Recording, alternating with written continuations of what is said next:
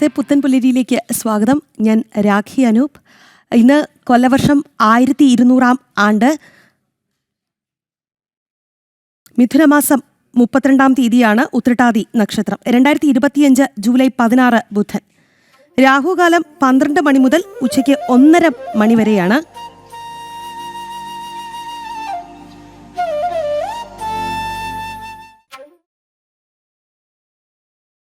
വാർത്തകളാൽ സമ്പന്നമായ ദിവസം തന്നെയാണ്. ഒരുപാട് അപ്ഡേറ്റ്സ് ഒക്കെ പ്രതീക്ഷിക്കുന്ന ദിവസമാണ്. എന്തായാലും ആദ്യം തന്നെ നമുക്ക് പ്രധാന വാർത്തകൾ നോക്കാം.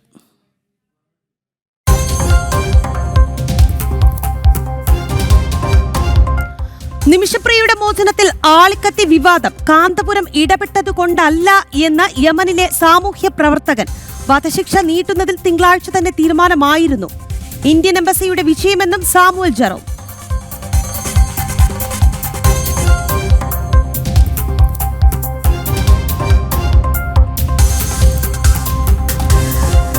കീം ഇന്ന് വീണ്ടും സുപ്രീം കോടതിയിൽ. പരീക്ഷാഫലത്തിൽ സംസ്ഥാന സർക്കാർ നിലപാട് അറിയിക്കും. കേരള സിലബസുകാരുടെ ഹർജിയും പരിഗണിക്കും.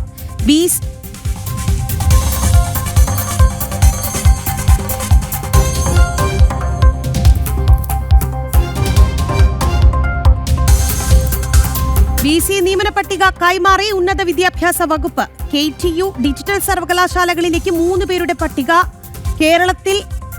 കേരളയിൽ നടപടി കടുപ്പിച്ച് വൈസ് ചാൻസലർ.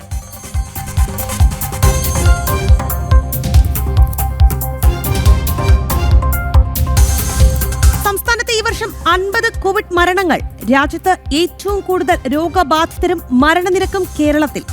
ആകെ 8652 പേർക്ക് സ്ഥിരീകരിച്ചു. ജനം ബ്രേക്കിംഗ്. പാലക്കാട് ജില്ലയിൽ നിപ്പ അതീവ ജാഗ്രത.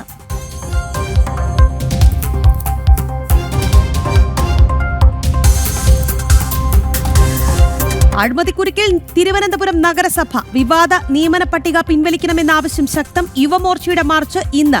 പ്രതിഷേധം കടുപ്പിക്കാൻ BJP.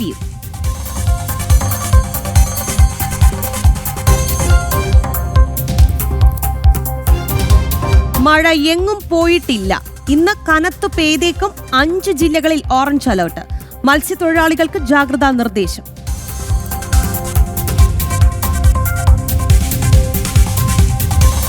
ഷിരൂർ മണ്ണിടിച്ചൽ ദുരന്തത്തിന് 1 ആണ്ട്. ഓർമ്മകളിൽ ഇപ്പോഴും അർജുൻ. 71 ദിവസം നീണ്ട രക്ഷാദൌത്യം.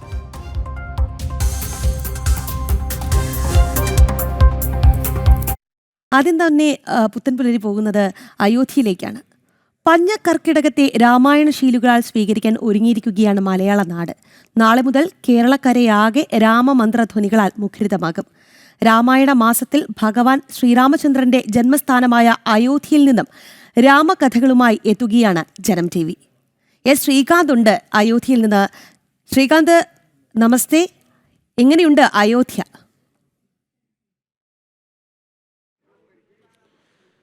നമസ്കാരം രാഖി.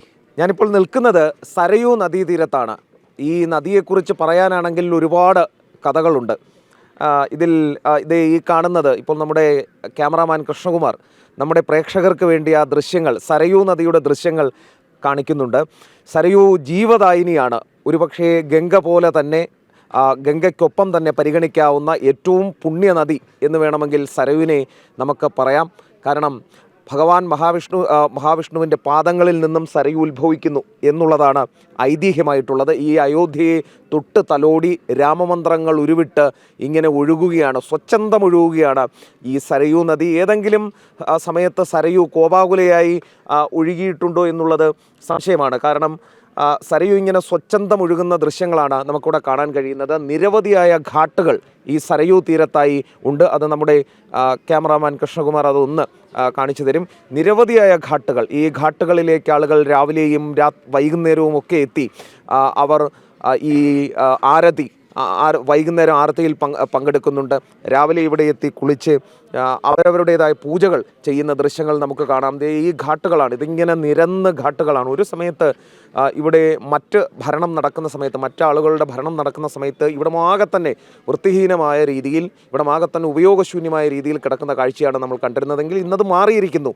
പൂർണ്ണമായും ഈ ഘാട്ടുകളൊക്കെ തന്നെ പണി പൂർത്തിയായി വരുന്ന ദൃശ്യങ്ങൾ കൂടി നമുക്ക് കാണാൻ സാധിക്കും. ഈ ഘാട്ടുകളിലൊക്കെ തന്നെ രാവിലെ തന്നെ എത്തി പല തരത്തിലുള്ള ആളുകളാണ് വരുന്നത്. ഇവിടെ തൊഴിലെടുക്കുന്ന ആളുകളുണ്ട്, ഈ സരയുവിനെ കൊണ്ട് ജീവിക്കുന്ന ഒട്ടനേകം ആളുകളുണ്ട്. അങ്ങനെ കുറച്ച് ആളുകൾ, ഇദ്ദേഹമാണ്, നമുക്ക് ആ ദൃശ്യങ്ങളൊന്ന് കാണിച്ചു കൊടുത്താൽ കാണാം. ഇവിടെ സരയൂ തീരത്ത് മുടിവെട്ടി ഉപജീവനം നടത്തുന്ന ആളുകളുണ്ട്, കുറികൾ വിറ്റ് ഉപജീവനം നടത്തുന്ന ആളുകൾ. ഇദ്ദേഹമാണ് നമുക്ക് രാവിലെ വന്ന ഉടനെ കുറിയൊക്കെ ഇട്ട് തന്നത്. ഈ കുളിച്ച് കയറുന്ന ആളുകൾക്ക് കുറിയൊക്കെ ഇട്ട് ഉപജീവനം കണ്ടെത്തുന്ന ആളുകളാണ്. അങ്ങനെ കുറേ ആളുകളുണ്ട്. പശുക്കൾ മേയുന്നത്, ഈ നദിയുടെ നടുവിലായി പശുക്കൾ മേയുന്ന ദൃശ്യങ്ങൾ നമ്മൾ വന്നപ്പോൾ കണ്ടു. അങ്ങനെ സരയൂ ജീവദായിനിയാണ് എന്ന് വേണമെങ്കിൽ പറയാം. ഇതിൻ്റെ സരയൂവിൻ്റെ കരയിലായി ഒട്ടനേകം ക്ഷേത്രങ്ങളുണ്ട് എന്നുള്ളത് കൂടിയാണ് ഇതിലെ പ്രത്യേകത. ആ ദൃശ്യങ്ങളൊന്ന് കാണിച്ചു കൊടുത്താൽ നമ്മൾ കാണാൻ കഴിയുന്നത് ലക്ഷ്മൺ ഖിലയാണ് കാണാൻ സാധിക്കുന്നത്. അങ്ങനെ ഏതാണ്ട് 3600 ക്ഷേത്രങ്ങൾ ഈ അയോധ്യയിലെമ്പാടുമുണ്ട് എന്നുള്ളതാണ് നമ്മൾ അന്വേഷിച്ചപ്പോൾ നമ്മൾ ചോദിച്ചപ്പോൾ നമ്മളോട് പറഞ്ഞത്. അതിൽ ഹനുമാൻ ഘടി, 1 രാം ജന്മസ്ഥാനുണ്ട്, 2 ഹനുമാൻ ഘടി ക്ഷേത്രമുണ്ട്. അതോടൊപ്പം തന്നെ മറ്റനേകം ക്ഷേത്രങ്ങൾ ഈ പ്രദേശത്താകെയുണ്ട്. അതിൽ ലക്ഷ്മൺ ഖിലയുണ്ട്, ദശരഥ് മഹലുണ്ട്, കനക് ഭവനുണ്ട്. അങ്ങനെ നിരവധിയായ ക്ഷേത്രങ്ങളുള്ള സ്ഥലം കൂടിയാണ് നമ്മുടെ ഈ അയോധ്യ എന്ന് പറയുന്നത്. ഈ രാവിലെ ഈ അയോധ്യയിലെ സരയൂ നദീ തീരത്തേക്ക് ഒരല്പം വന്നാൽ തന്നെ മനസ്സിന് ഭയങ്കര സുഖമാണ് എന്ന് പറയാം. നമ്മൾ മലയാളികളെ സംബന്ധിച്ചിടത്തോളം രാമായണ മാസം തുടങ്ങാൻ പോവുകയാണ്. രാമായണ മാസമാണ് വരാൻ പോകുന്നത്. നാളെ മുതൽ രാമായണ ശീലുകളായിരിക്കും മലയാള നാടൊന്നാകെ ഉണ്ടാകാൻ പോകുന്നത്. ആ സമയത്താണ് ജനം TV രാം ജന്മസ്ഥാനിലേക്ക് എത്തുന്നത്. രാം ജന്മസ്ഥാനിലേക്ക് കുറിച്ച് പറയുകയാണെങ്കിൽ ഏതാണ്ട് 500 വർഷത്തിലധികം നീണ്ട പോരാട്ടം, നിരന്തര പോരാട്ടത്തിനൊടുവിൽ ആണ് ക്ഷേത്രം ഇവിടെ പണിയാൻ സാധിച്ചത്. ആദ്യഘട്ടത്തിൽ മുഗളന്മാരുമായിട്ടൊക്കെ പരമാവധി പണിപ്പെട്ട് അവരുടെ ആക്രമണങ്ങളെ ചെറുക്കേണ്ടി വന്നു എന്നുള്ളത് നമുക്ക് നമ്മുടെ ഓർമ്മയിലുണ്ട്, ചരിത്രത്തിലുണ്ട്. അതിനുശേഷം കേസും കൂട്ടവുമായി സ്വാതന്ത്ര്യാനന്തരം പോലും കേസും കൂട്ടവുമായി പോകേണ്ടി വന്നു. നിരന്തരമായ പ്രക്ഷോഭങ്ങൾ വേണ്ടി വന്നു. ചോരപ്പുഴയൊഴുകിയ പ്രക്ഷോഭങ്ങൾ ഉണ്ടായി, കേസുണ്ടായി, ജയിലിനുമൊടുവിലാണ് നമ്മൾ കാത്തിരുന്ന ആ സുദിനം വന്നെത്തിയത്. നരേന്ദ്രമോദി സർക്കാർ അധികാരത്തിൽ വന്നു. ഉത്തർപ്രദേശിൽ യോഗി ആദിത്യനാഥ് സർക്കാർ കൂടി അധികാരത്തിൽ വന്നതോടെ ഈ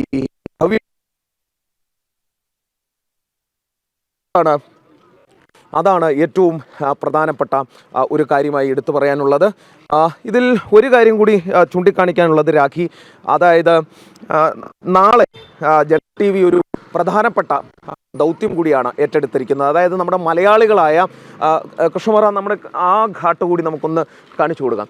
നമുക്ക് മലയാളികളായ നമ്മുടെ പ്രേക്ഷകർക്ക് അയോധ്യ ശ്രീരാമ ക്ഷേത്രത്തെ നമുക്ക് അടുത്ത് നിന്ന് പരിചയപ്പെടുത്തുക എന്നുള്ളതാണ്. നമ്മളിപ്പോൾ ഇതിനോടകം തന്നെ അയോധ്യ ശ്രീരാമ ക്ഷേത്രത്തിലേക്കും അതോടൊപ്പം തന്നെ ഈ അയോധ്യയിലേക്കും എത്തി പരമാവധി ദൃശ്യങ്ങൾ നമ്മൾ എടുത്തിട്ടുണ്ട്. അത് നമ്മുടെ പ്രേക്ഷകരിലേക്ക് നമ്മൾ എത്തിക്കാൻ ശ്രമിക്കുന്നുണ്ട്. തുടർച്ചയായ ദിവസങ്ങളിൽ, അത് നാളെ ഒരു ദിവസത്തേക്ക് മാത്രമല്ല, ഈ ഘാട്ടുകൾ കൂടി ഒന്ന് കാണിച്ചു കൊടുക്കുക കൃഷ്ണമാർ.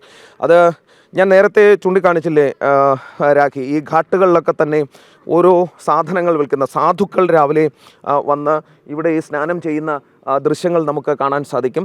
അത് സരയൂ നദിയുടെ ഒരു പ്രത്യേകത, അയോധ്യയുടെ പ്രത്യേകത എന്ന് പറയുന്നത് നിരവധിയായ സാധുക്കളെ, സന്യാസി ശ്രേഷ്ഠന്മാരെ നമുക്കിവിടെ കാണാൻ സാധിക്കും. സരയൂ നദിയിൽ ദീപങ്ങൾ ഒഴുക്കി പ്രാർത്ഥിക്കുന്ന ചടങ്ങുണ്ട്, ആരതി നടത്തുന്നതുണ്ട്. അതിനുവേണ്ടി കച്ചവടം നടത്തുന്ന ആളുകളെ നമുക്ക് കാണാൻ സാധിക്കും.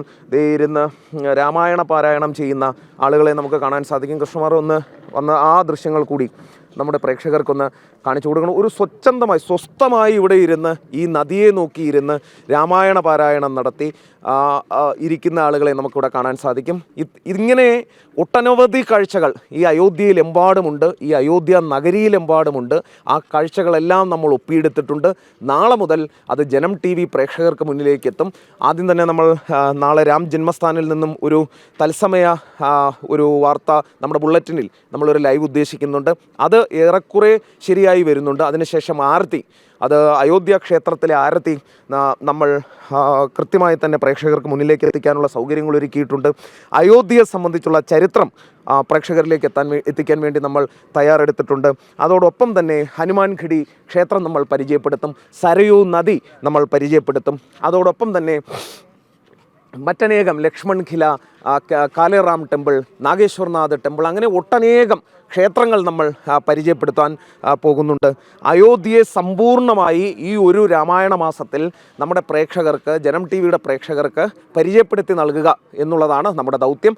രണ്ട്, അയോധ്യ ക്ഷേത്ര നിർമ്മാണവുമായി ബന്ധപ്പെട്ട ചരിത്രം കൂടി നമ്മുടെ ആളുകളിലേക്ക് എത്തിക്കുക എന്നതുകൂടിയുണ്ട്. കാരണം ഒരു സുപ്രഭാതത്തിൽ പെട്ടെന്നൊരു ദിവസം ഉദയം കൊണ്ടതല്ല അയോധ്യ ക്ഷേത്രം എന്നുള്ളത് നമ്മുടെ ആളുകൾ അറിയേണ്ടതുണ്ട്. കേരളത്തിലുള്ള മലയാളികളായിട്ടുള്ള ആളുകൾ ഈ രാമായണ മാസത്തിലെങ്കിലും അറിയേണ്ടതുണ്ട്. അതിന് പിന്നിൽ രക്തരൂക്ഷിതമായ പ്രക്ഷോഭങ്ങളുടെ രക്തരൂക്ഷിതമായ ഒരു ചരിത്രം തന്നെയുണ്ട് എന്നുള്ളത് മനസ്സിലാക്കണം. 1, 2, 3, 4, 5 കൊല്ലമല്ല, ഏതാണ്ട് 500 വർഷക്കാലം നീണ്ട പോരാട്ടങ്ങളുടെ കഥ കൂടിയാണ് അത് എന്നുള്ള കാര്യം കൂടി മനസ്സിലാക്കേണ്ടതുണ്ട്. അതും പ്രേക്ഷകരിലേക്ക് എത്തിക്കാനുള്ള ചരിത്രം കൃത്യമായി കർസേവാപുരത്തൊക്കെ പോയി ദൃശ്യങ്ങൾ പകർത്തിയിട്ടുണ്ട് നമ്മൾ. ആ സ്ഥലങ്ങളിൽ നിന്നുള്ള എല്ലാ വാർത്തകളുമായി ജനം ടി വി നാളെ മുതൽ എത്തുകയാണ്.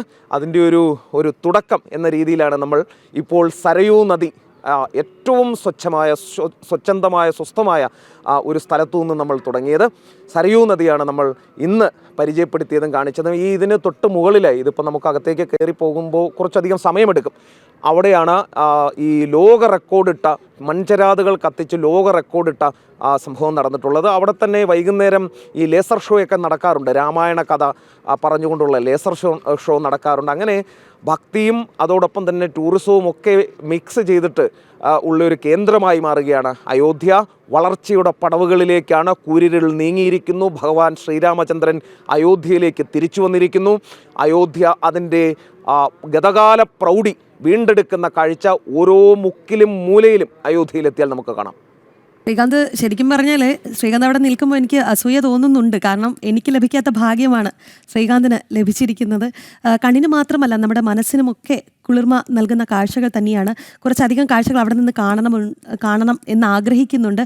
ഒപ്പം തന്നെ ഈ ഒരു മാസം നമ്മൾ നിരവധി കഥകൾ ജനം ടി വിയിലേക്ക് എത്തിക്കും, നിരവധി ചരിത്രങ്ങൾ ജനം ടി വിയിലേക്ക് എത്തിക്കും. ശ്രീകാന്ത് അതിൻ്റെ ഒരു കൃത്യമായ പ്ലാനിങ്ങിലൊക്കെ ആയിരിക്കുമല്ലേ? ഓഡിയോ ശ്രീകാന്ത്,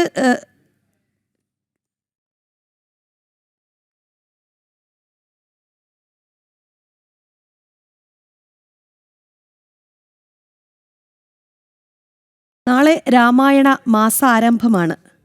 ഒരുപാട് കണ്ണിനും മനസ്സിനുമൊക്കെ കുളിർമ നൽകുന്ന കാഴ്ചകളാണ് അയോധ്യയിൽ നിന്ന് ശ്രീകാന്ത് പ്രേക്ഷകരിലേക്ക് എത്തിക്കാൻ പോകുന്നത്. അതിൻ്റെ ഒരു കൃത്യമായ പ്ലാനിംഗ് ഒക്കെ ജനം ടി വിയിൽ നടന്നുകൊണ്ടിരിക്കുകയാണ്.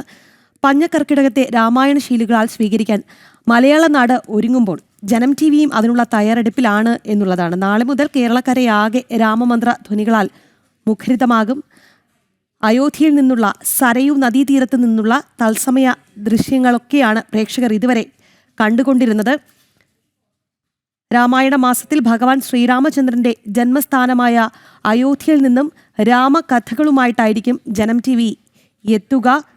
ശ്രീകാന്ത് അതിനുള്ള തയ്യാറെടുപ്പുകളൊക്കെ നടത്തിയിട്ടുണ്ട്. 2-3 ദിവസമായി ശ്രീകാന്ത് അതിനുള്ള ഒരുക്കത്തിലൊക്കെയായിരുന്നു. ശ്രീകാന്ത് അയോധ്യയിൽ ഉണ്ടായിരുന്നു. അവിടെ നിന്നുള്ള തത്സമയ ദൃശ്യങ്ങളാണ് പ്രേക്ഷകരിലേക്ക് എത്തിച്ചുകൊണ്ടിരുന്നത്. ശ്രീകാന്ത് ലൈനിലുണ്ടെന്ന് പ്രതീക്ഷിക്കുന്നു. ശ്രീകാന്ത്, ഞാൻ പറഞ്ഞു വരുമായിരുന്നു, എനിക്ക് ശരിക്കും പറഞ്ഞാൽ അസൂയ തോന്നുന്നുണ്ട്. കാരണം എനിക്ക് ലഭിക്കാത്ത ഭാഗ്യം ശ്രീകാന്തിനുണ്ട്. ശ്രീകാന്ത് അവിടെ നിന്ന് രാവിലെ തത്സമയ ദൃശ്യങ്ങളൊക്കെ പ്രേക്ഷകരിലേക്ക് എത്തിക്കുന്നു. ഒപ്പം തന്നെ നമ്മുടെ കണ്ണിനും മനസ്സിനും ഒക്കെ കുളിർമ നൽകുന്ന കാഴ്ചകൾ തന്നെയാണ്. അത് നേരിട്ട് അനുഭവിക്കുന്നുണ്ട് ശ്രീകാന്ത്. അവിടെ നിന്നുള്ള കുറച്ചധികം കാഴ്ചകൾ കാണണമെന്നുണ്ട്. എന്തായാലും നമ്മൾ ഒരു മാസക്കാലം ജനം ടി വിയിലേക്ക് കൂടുതൽ രാമായണ കഥകളൊക്കെ എത്തിക്കും. അവിടെ നിന്നുള്ള ചരിത്ര സംഭവങ്ങൾ എത്തിക്കും. എങ്ങനെയാണ് അതിൻ്റെ ഒരു പ്ലാനിംഗ് ഒക്കെ നടന്നു വരികയായിരുന്നു? എങ്ങനെയാണ് അതൊക്കെ ഒരു അന്തിമഘട്ടത്തിലേക്ക് എത്തിയിട്ടുണ്ടോ?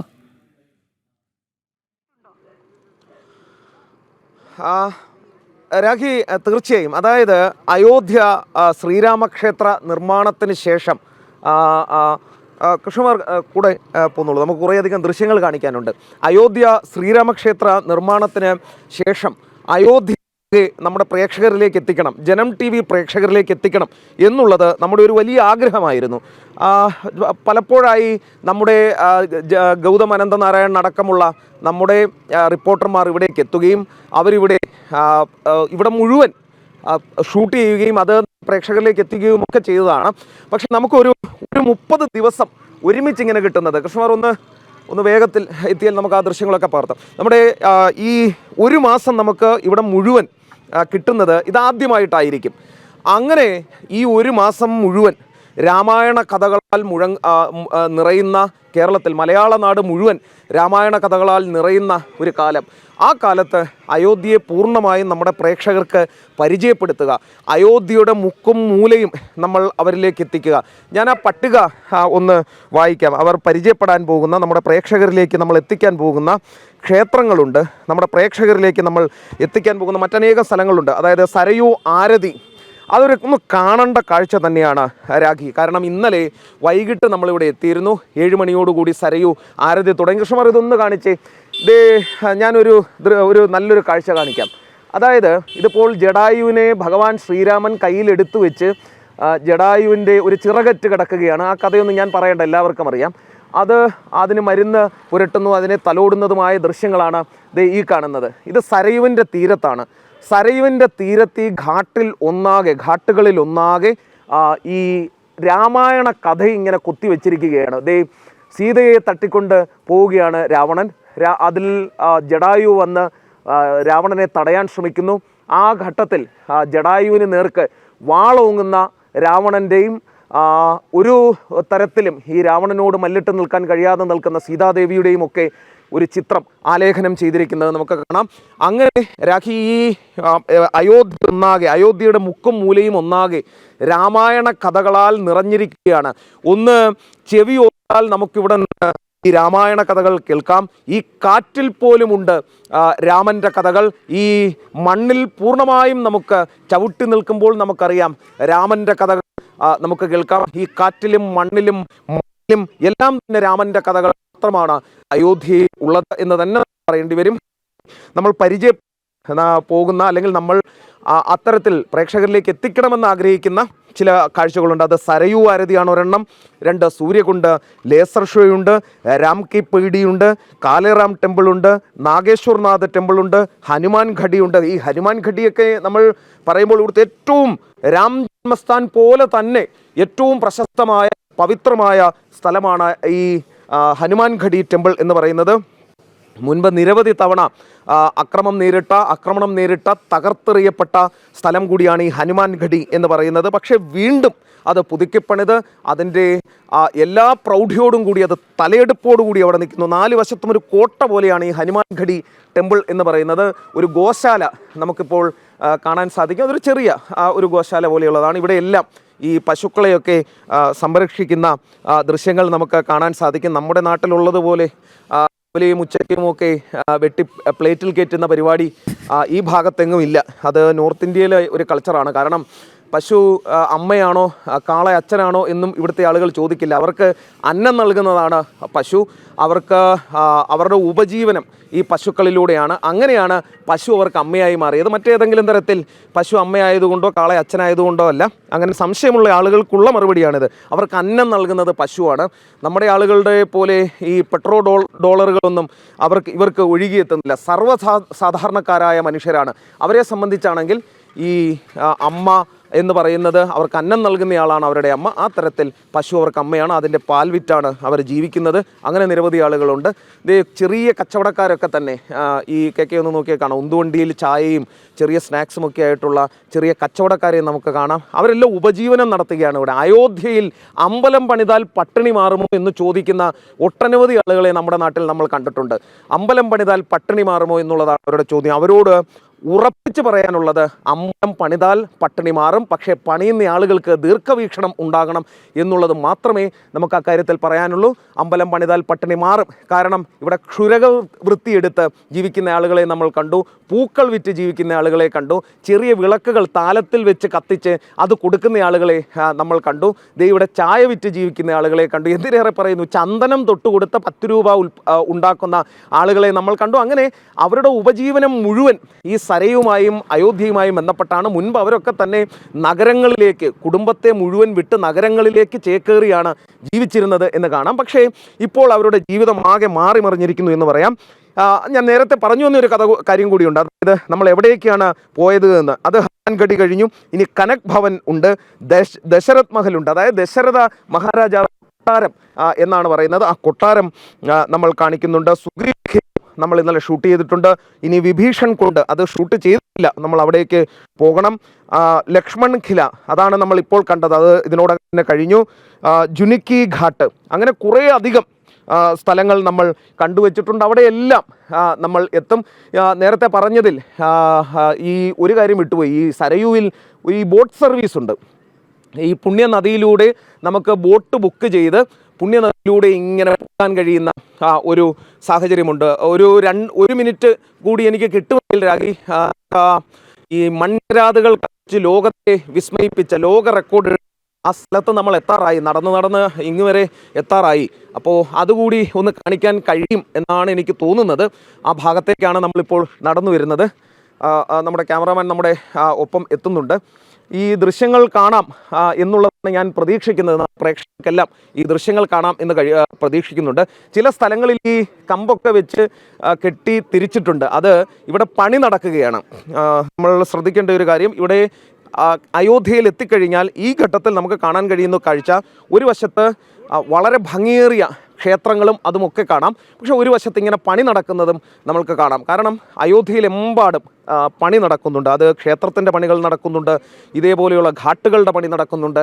ഇതേപോലെ ഞാൻ നേരത്തെ ചൂണ്ടിക്കാണിച്ചതുപോലെ രാമ കഥകൾ ആലേഖനം ചെയ്യുന്ന കഥകൾ നടക്കുന്നുണ്ട്. ഇതേ ഒരു മാതാവും 2 കുട്ടികളും അവരവരുടെ കച്ചവടം നടത്തുകയാണ്. അമ്പലം ഞാൻ നേരത്തെ പറഞ്ഞതുപോലെ അമ്പലം വന്നാൽ പട്ടിണി മാറുമോ എന്ന് ചോദിച്ചിരുന്ന ആളുകൾക്ക് ഉള്ള ഒരു മറുപടി, അത് അവരെല്ലാവരും കച്ചവടം ചെയ്ത് ജീവിക്കുകയാണ്. ഈ പ്രദേശത്താകെ തന്നെ അവർ കച്ചവടം ചെയ്ത് ജീവിക്കുന്ന ദൃശ്യങ്ങൾ നമുക്ക് കാണാൻ സാധിക്കുന്നുണ്ട്. അതാണ് അയോധ്യയിലെമ്പാടും നമുക്ക് കാണാൻ കഴിയുന്ന കാഴ്ച. ഈ സൈഡിൽ നോക്കിയാൽ രാമായണ കഥ നമുക്ക് പൂർണ്ണമായും കണ്ട് തീരാം എന്നുള്ളതാണ്. ഓരോ കഥകൾ ഇങ്ങനെ കൊത്തിവെച്ചിരിക്കുകയാണ്, രാമായണ കഥകൾ. പിന്നെ വാനരന്മാർ, ഇവിടുത്തെ ഏറ്റവും വലിയൊരു പ്രത്യേകത എന്താണെന്ന് വെച്ചാൽ വാനരന്മാരാണ്. ഈ പ്രദേശമാകെ തന്നെ നമുക്ക് നോക്കിയാൽ വാനരന്മാരെ കാണാൻ സാധിക്കും. അത് ഈ അയോധ്യയുടെ പ്രത്യേകതയാണ്. ഹനുമാൻ സ്വാമിയാണ് ഈ അയോധ്യയെ ഒന്നാകെ സംരക്ഷിക്കുന്ന ഈശ്വരൻ, ദൈവം എന്നുള്ളതാണ് സങ്കല്പം. അങ്ങനെ ഹനുമാൻ സ്വാമിയെ കാണാൻ വേണ്ടി ഹനുമാൻ സ്വാമിയുടെ ഒരു പ്രതിരൂപമായിട്ടാണ് ഈ വാനരന്മാരെ ഇവിടുത്തുകാർ മുഴുവൻ കാണുന്നത് എന്നുള്ളതാണ് പ്രത്യേകത. ഞാൻ നേരത്തെ പറഞ്ഞല്ലോ രാഗി, നമ്മുടെ ഈ പ്രദേശത്തെ ഈ ആളുകൾ കുളിക്കുന്ന ഘാട്ടാണ് അത്. ആളുകൾക്ക് സ്നാനം ചെയ്യാവുന്ന ഘാട്ടാണ്. അതോടൊപ്പം തന്നെ മൺചരാതുകൾ കത്തിച്ച് വെച്ച് ലോകത്തെ വിസ്മയിപ്പിച്ച ലോക റെക്കോർഡിലേക്ക് കയറിയ ആ ഘാട്ട്, അത് കൃഷ്ണമാർ ആ ഘാട്ട് കൂടി ഒന്ന് കാണിച്ചു കൊടുക്കണം. ആ ഘാട്ട് അവിടെയാണ് സൂര്യകുണ്ട് ലേസർ ഷോ നടക്കുന്ന എല്ലാ ദിവസവും സൂര്യകുണ്ട് ലേസർ ഷോ നടക്കുന്ന ഒരു സ്ഥലം കൂടിയാണ് അത്. അങ്ങനെ രാമായണ കഥകളാൽ നിറഞ്ഞ, രാമായണ ശീലുകളാൽ നിറഞ്ഞ, രാമൻ മാത്രം നിറഞ്ഞ, ആഞ്ജനേയ ഭഗവാന്റെ സംരക്ഷണയിലുള്ള ഹനുമാൻ ഘടിയിലിരുന്ന് ഈ അയോധ്യ നഗരത്തെ ആകെ ഭഗവാൻ ആഞ്ജനേയൻ സംരക്ഷിക്കുന്നു എന്നാണ് വിശ്വാസം. അങ്ങനെ ആഞ്ജനേയ ഭഗവാന്റെ സംരക്ഷണയിലുള്ള അയോധ്യയിൽ നിന്ന് നാളെ മുതൽ ജനം TV-യുടെ പ്രത്യേക വാർത്തകൾ ഉണ്ടായിരിക്കും. അയോധ്യ എന്താണ് എന്നറിയാൻ മുഴുവൻ പ്രേക്ഷകർക്കും, അയോധ്യയെ പൂർണ്ണമായി കാണാൻ, അയോധ്യയെ കൺകുളിർക്ക കാണാൻ ജനം TV നാളെ മുതൽ നമ്മുടെ പ്രേക്ഷകർക്ക് അവസരമൊരുക്കുകയാണ്. അപ്പോൾ എല്ലാവരും ഈ രാമായണ മാസം ജനം TV-ക്കൊപ്പം ഉണ്ടാവുക എന്നുള്ളതാണ് പറയാനുള്ളത്. നമസ്തേ. എന്തായാലും പ്രേക്ഷകർ മാത്രമല്ല, ഞാനും കാത്തിരിപ്പിൽ തന്നെയാണ്. കാരണം എനിക്കും രാമൻ്റെ കഥകൾ അറിയണം, ഒരുപാട് കഥകൾ അറിയാം, എന്നാലും ഒരുപാട് അറിയേണ്ടിയിരിക്കുന്നു. അയോധ്യയിലാണ് ശ്രീകാന്തും ഒപ്പം നമ്മുടെ ക്യാമറാമാൻ കൃഷ്ണകുമാറും ഉള്ളത്. ആ കാഴ്ചകളൊക്കെ നിങ്ങൾ തത്സമയം കണ്ടു. എന്തായാലും ജനം TV-ക്കൊപ്പം തന്നെ തുടരുക. രാവിലെ തന്നെ നിരവധി പ്രേക്ഷകർ ആശംസയും ഒപ്പം ഗുഡ് മോർണിംഗ് ഒക്കെ അറിയിക്കുന്നുണ്ട്. എല്ലാവർക്കും ഗുഡ് മോർണിംഗ്. നമ്മൾ വാർത്തയിലേക്ക് പോകുന്നത് കൊണ്ട് ആ ഒരു തിരക്ക് കൊണ്ടാണ് അവരുടെ കമൻറ്റുകളൊക്കെ വായിക്കാത്തത്. എന്തായാലും നമുക്ക് വരും മണിക്കൂറുകളിൽ നോക്കാം. കാലടി സംസ്കൃത സർവകലാശാലയിൽ സമരത്തിൽ മുഖം നഷ്ടപ്പെട്ട് SFI. സമരത്തിന്റെ പിന്നിലെ പൊള്ളത്തരം പുറത്തായതോടെ സർവകലാശാല കവാടത്തിലെ സമരം അവസാനിപ്പിച്ചു. ഇന്നലെ കൃത്യം 11 മണിക്ക് തന്നെ സർവകലാശാലയുടെ കവാടം അടച്ചു. കഴിഞ്ഞ 15 ദിവസമായി നടത്തിവന്നിരുന്ന സമരത്തിൽ നിന്നാണ് SFIയുടെ പിന്മാറ്റം. വിവരങ്ങളുമായി അരുൺ കൊടുങ്ങൂരുണ്ട്. അരുൺ, ഇനിയിപ്പോൾ മുഖം രക്ഷിക്കണം, അതിനു വേണ്ടിയിട്ടുള്ള തീവ്ര ശ്രമത്തിലാണ് SFI. തീർച്ചയായും അതിൽ ഏറ്റവും പ്രധാനപ്പെട്ട ഒരു കാര്യം ഇന്നലത്തെ ജനറൽ ഡിബേറ്റ് അടക്കം വലിയ രീതിയിലുള്ള ഒരു ചർച്ചയായിരുന്നു. അതിലേറ്റവും പ്രധാനപ്പെട്ട ഒരു കാര്യമായി പറയുന്നത് ഈ ലഹരി മാഫിയയുടെ ഒരു പിന്തുണ ഈ സമരത്തിനുണ്ടായി എന്ന് സർവകലാശാല തന്നെ തുറന്നു പറയേണ്ട ഒരു ഗതികേടിലേക്ക് വന്നു.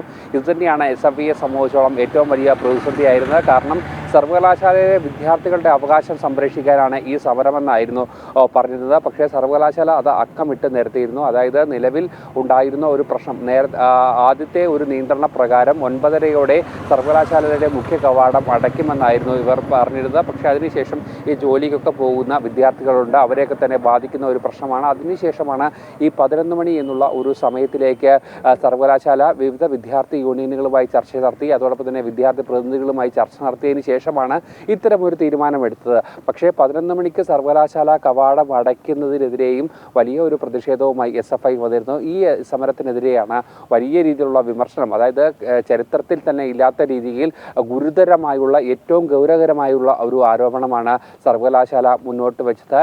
ഇത്തരത്തിലുള്ള സമരത്തിന് പിന്നിൽ ബാഹ്യ ശക്തികളുണ്ട്, അത് ഒരു കാരണവശാലും അംഗീകരിക്കാൻ കഴിയില്ല. ലഹരി മാഫിയയ്ക്ക് സഹായകരമാകുന്ന രീതിയിലുള്ള ഒരു പ്രവർത്തനമാണ്, സമരമാണ് ഇത് എന്നുള്ള ഒരു തുറന്നു പറച്ചിൽ സർവകലാശാലയ്ക്ക് തന്നെ അവരുടെ ഔദ്യോഗികമായ വാർത്താക്കുറിപ്പിൽ തന്നെ പറയേണ്ടി വന്നിരിക്കുന്നു എന്നതാണ് ദുഃഖകരമായ ഒരു സത്യം. അതുകൊണ്ട് തന്നെയാണ് ഈ ഒരു വിഷയത്തിൽ കൃത്യമായ ഒരു നിലപാട് എടുക്കേണ്ടി വന്നിരിക്കുന്നത്.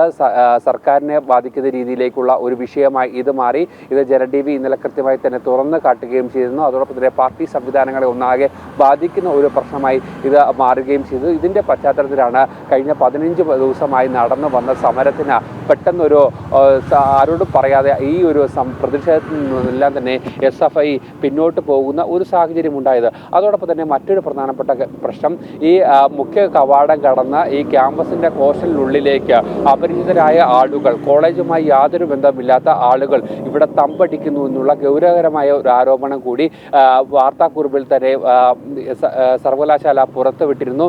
ഇതും തെല്ലൊന്നുമല്ല ഈ സമരത്തെ ബാധിച്ചത്. എന്തിനാണ് ഇവർ ഈ ക്യാമ്പസിനുള്ളിലേക്ക്, ഈ ഹോസ്റ്റലിനുള്ളിലേക്ക് വരുന്നത്? ഈ അരക്ഷിതമായ ചുറ്റുപാട് അവിടെ ഉണ്ടാകുന്നത്, അവിടെ പഠിക്കുന്ന വിദ്യാർത്ഥികൾക്ക് ഒരു തരത്തിലുള്ള സുരക്ഷയും ഇല്ലാത്ത ഒരവസ്ഥയിലേക്ക് കാര്യങ്ങൾ എത്തിയിരിക്കുന്നു. വിദ്യാർത്ഥികളുടെ രക്ഷിതാക്കളുടെ ഭാഗത്തു നിന്നും വലിയ പരാതികൾ ഉണ്ടാകുന്നു, വിദ്യാർത്ഥികളുടെ ഭാഗത്തു നിന്നും പരാതികൾ ഉണ്ടാകുന്നു. പക്ഷേ ആദ്യം ഒന്നും തന്നെ ഇത് കണ്ടില്ല എന്ന് നടിച്ചുകൊണ്ട് SFIയെ സംരക്ഷിക്കുന്ന ഒരു നിലപാടായിരുന്നു സർവകലാശാല സ്വീകരിച്ചിരുന്നെങ്കിൽ കാര്യങ്ങളൊക്കെ തന്നെയും കൈവിട്ടു പോകുന്ന ഒരു സാഹചര്യം വന്നപ്പോഴാണ് ഈ അടിയന്തരമായ ഒരു ഇടപെടലുണ്ടായത്. സിൻഡിക്കേറ്റ് ഉപസമിതിയെ നിയോഗിച്ചത്. അത് പ്രധാനപ്പെട്ട CPM നേതാവ് തന്നെ അഡ്വക്കേറ്റ് KS അരുൺകുമാർ തന്നെ ഇതൊക്കെ തുറന്നു പറഞ്ഞ് ഒരു പുതിയ ഒരു പരിഷ്കാരം കൊണ്ടുവരേണ്ടി വന്നു. ജൂലൈ 1 മുതലാണ് ഈ പരിഷ്കാരം കൊണ്ടുവന്നത്. പരിഷ്കാരത്തിൽ പുതിയ തിരുത്തലുകളൊക്കെ തന്നെ വരുത്തി നടപ്പാക്കുമ്പോൾ സർവകലാശാല അധികൃതർ പറഞ്ഞത് ഇനി യാതൊരു തരത്തിലുള്ള വിട്ടുവീഴ്ചകളുമില്ല, നിങ്ങൾ സമരവുമായി മുന്നോട്ട് പൊക്കോളൂ എന്നുള്ള ഒരു നിലപാടായിരുന്നു സ്വീകരിച്ചത്. എന്തായാലും ഈ ലഹരി മാഫിയയുടെ അടക്കമുള്ള ഒരു പിന്തുണ ഈ സമരത്തിനുണ്ട് എന്നുള്ള കാര്യം തുറന്ന് പറയേണ്ടി വന്നതോടുകൂടിയാണ് ഈ സമരം ഏറ്റവും ഒടുവിൽ ഇന്നലെ യാതൊരു തരത്തിലുള്ള പ്രശ്നങ്ങളോ പ്രതിസന്ധികളോ സമരങ്ങളോ ഒന്നുമില്ലാതെ നമ്മൾ നേരത്തെ ദൃശ്യങ്ങളിൽ കാണിച്ച പോലെ തന്നെ സർവകലാശാല കവാടം സെക്യൂരിറ്റി അടച്ചത്. ഇന്നലെ ഒരു പ്രതിഷേധവും ഇല്ലാതെയായിരുന്നു ഈ സർവകലാശാല കവാടം അടച്ചത്. അതിൻ്റെ ദൃശ്യങ്ങൾ കൂടിയാണ് നമ്മൾ കാണിച്ചത്. രാഹി, അരുൺ, അതുപോലെ തന്നെ എന്തായാലും ഇന്നലെ കാലടി സംസ്കൃത സർവകലാശാലയുടെ നടപടിയോടുകൂടി SFI ശരിക്കും പറഞ്ഞാൽ നാണം കെട്ടുപോയി എന്നുള്ളതാണ്. കാരണം അത്ര ഗുരുതരമായ ആക്ഷേപങ്ങളൊക്കെ തന്നെയാണ് കാലടി സംസ്കൃത സർവകലാശാല മുന്നോട്ട് വച്ചിരുന്നത്. ഇവർ ഈ സമരത്തിൽ നിന്ന് പിന്മാറാൻ അല്ലെങ്കിൽ അവരുടേതായ ഒരു ന്യായീകരണമൊക്കെ ഉണ്ടാകുമല്ലോ, അതെന്ത് ന്യായീകരണമാണ് അവർ നിരത്തുന്നത്? നിലവിൽ അത്തരത്തിലുള്ള ഔദ്യോഗിക വിശദീകരണം ഒന്നും തന്നെ SFIയുടെ ഭാഗത്തുനിന്നും ഇതുവരെ വന്നിട്ടില്ല. അതിലേറ്റവും പ്രധാനപ്പെട്ടത് ഇത്തരം ഒരു സമരം അത് വിദ്യാർത്ഥികൾക്ക് വേണ്ടാത്ത രീതിയിലേക്കുള്ള ഒരു സമരമാണ്. കാരണം 11 മണിക്ക് ശേഷവും ഹോസ്റ്റലിലേക്ക് എത്താൻ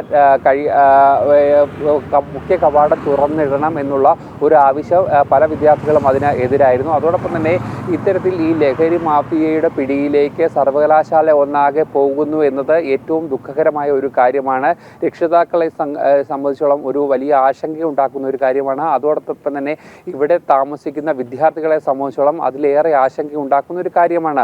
അതോടൊപ്പം തന്നെയാണ് ചേർത്ത് വായിക്കേണ്ട ഒരു കാര്യം, ക്യാമ്പസുകളൊക്കെ തന്നെയും ലഹരി മുക്തമാക്കണമെന്നുള്ള സർവകലാശാലയ്ക്ക് കൃത്യമായ ഒരു നിർദ്ദേശം ചാൻസലർ കൂടിയായ ഗവർണർ നൽകിയിരുന്നു. എന്തായാലും ഈ സമരം ഇങ്ങനെ മുന്നോട്ട് പോയാൽ അടുത്ത ഇടപെടൽ ഗവർണറുടെ ഭാഗത്തു നിന്നും ഏറ്റവും അടുത്ത ദിവസം തന്നെ ഉണ്ടാകുമെന്നുള്ള ഒരു മുന്നറിയിപ്പ് സർവകലാശാലയ്ക്ക് ലഭിച്ചിട്ടുണ്ട്, പിന്നെ സമരം നടത്തുന്ന SFIക്ക് ലഭിച്ചിട്ടുണ്ട്. അതുകൊണ്ട് തന്നെ അത്തരത്തിൽ ഗവർണർ കൂടി ഈ വിഷയത്തിൽ ഇടപെട്ടാൽ വീണ്ടും പ്രതിരോധത്തിലേക്ക് SFI ആകും. അതുകൊണ്ട് തന്നെയാണ് നിലവിൽ പാർട്ടി സംവിധാനങ്ങളൊക്കെ തന്നെ ഇടപെട്ടുകൊണ്ട് ഈ ഒരു വിഷയത്തിൽ കാലടി സംസ്കൃത സർവകലാശാലയുടെ നീക്കത്തിൽ മുഖം നഷ്ടപ്പെട്ടിരിക്കുന്ന SFI ഇനി എന്തൊക്കെ കാണിച്ചു കൂട്ടുമെന്ന് നമുക്ക് വരും ദിവസങ്ങളിൽ അറിയാം. അരുൺ കൊടുങ്ങൂരാണ് കൊച്ചിയിൽ നിന്ന് വിശദാംശങ്ങൾ നൽകിയത്.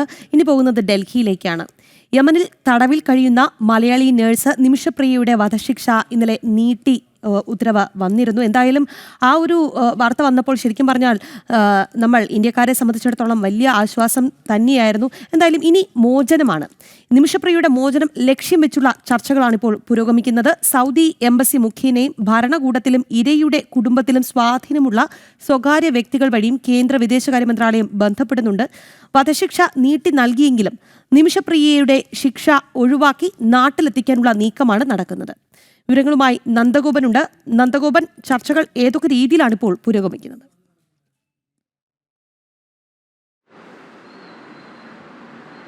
രഖി, അതായത് നിമിഷപ്രിയയ്ക്ക് വധശിക്ഷ ഇന്ന് നടത്താനായിരുന്നു കോടതി വിധിച്ചിരുന്നത്. എന്നാൽ ആ വധശിക്ഷ ഇപ്പോൾ താൽക്കാലികമായി മാറ്റിവെച്ചാണ് ഇന്നലെ ഒരു ഉത്തരവുണ്ടായത്. എന്നാൽ ഇത് താൽക്കാലികമായി മാറ്റിവെക്കുകയല്ല, മറിച്ച് നിമിഷപ്രിയയുടെ പൂർണ്ണമായ മോചനം ലക്ഷ്യം വെച്ചുള്ള ഒരു പ്രവർത്തനമാണ് കേന്ദ്ര വിദേശകാര്യ മന്ത്രാലയത്തിൻ്റെ ഭാഗത്തു നിന്നും ഉണ്ടാകുന്നത്. കേന്ദ്ര സർക്കാർ നിരന്തരം ഈ ഒരു വിഷയത്തിൽ ഇടപെട്ടുകൊണ്ടിരിക്കുകയാണ്.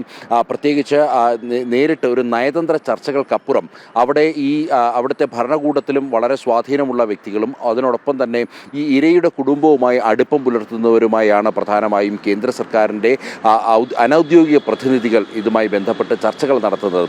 കഴിഞ്ഞ ദിവസമൊക്കെ തന്നെ ചില സ്വകാര്യ വ്യക്തികൾ വലിയ രീതിയിൽ ഈ ഒരു വിഷയത്തിൽ ഇടപെട്ടു. അതുകൊണ്ടാണ് വധശിക്ഷ മാറ്റിവെച്ചത് എന്ന തരത്തിലുള്ള പ്രചരണങ്ങൾ വലിയ തോതിലുണ്ടായിരുന്നു. എന്നാൽ യാഥാർത്ഥ്യം മറ്റൊന്നാണ്. അതായത് കേരളത്തിൽ നിന്നുമുള്ള പലരും ഇത്തരത്തിൽ യമനിൽ അവർക്ക് സ്വാധീനമുള്ളവരെയൊക്കെ തന്നെ ബന്ധപ്പെട്ടിട്ടുണ്ട്. എന്നാൽ ഈ വധശിക്ഷ മാറ്റിവെക്കുവാനുണ്ടായ സാഹചര്യം അല്ലെങ്കിൽ അതിനെ ഇടയാക്കിയത് അത് കേന്ദ്ര സർക്കാരിൻ്റെ അനൗദ്യോഗികമായ ഇടപെടലിൽ തന്നെയാണ്.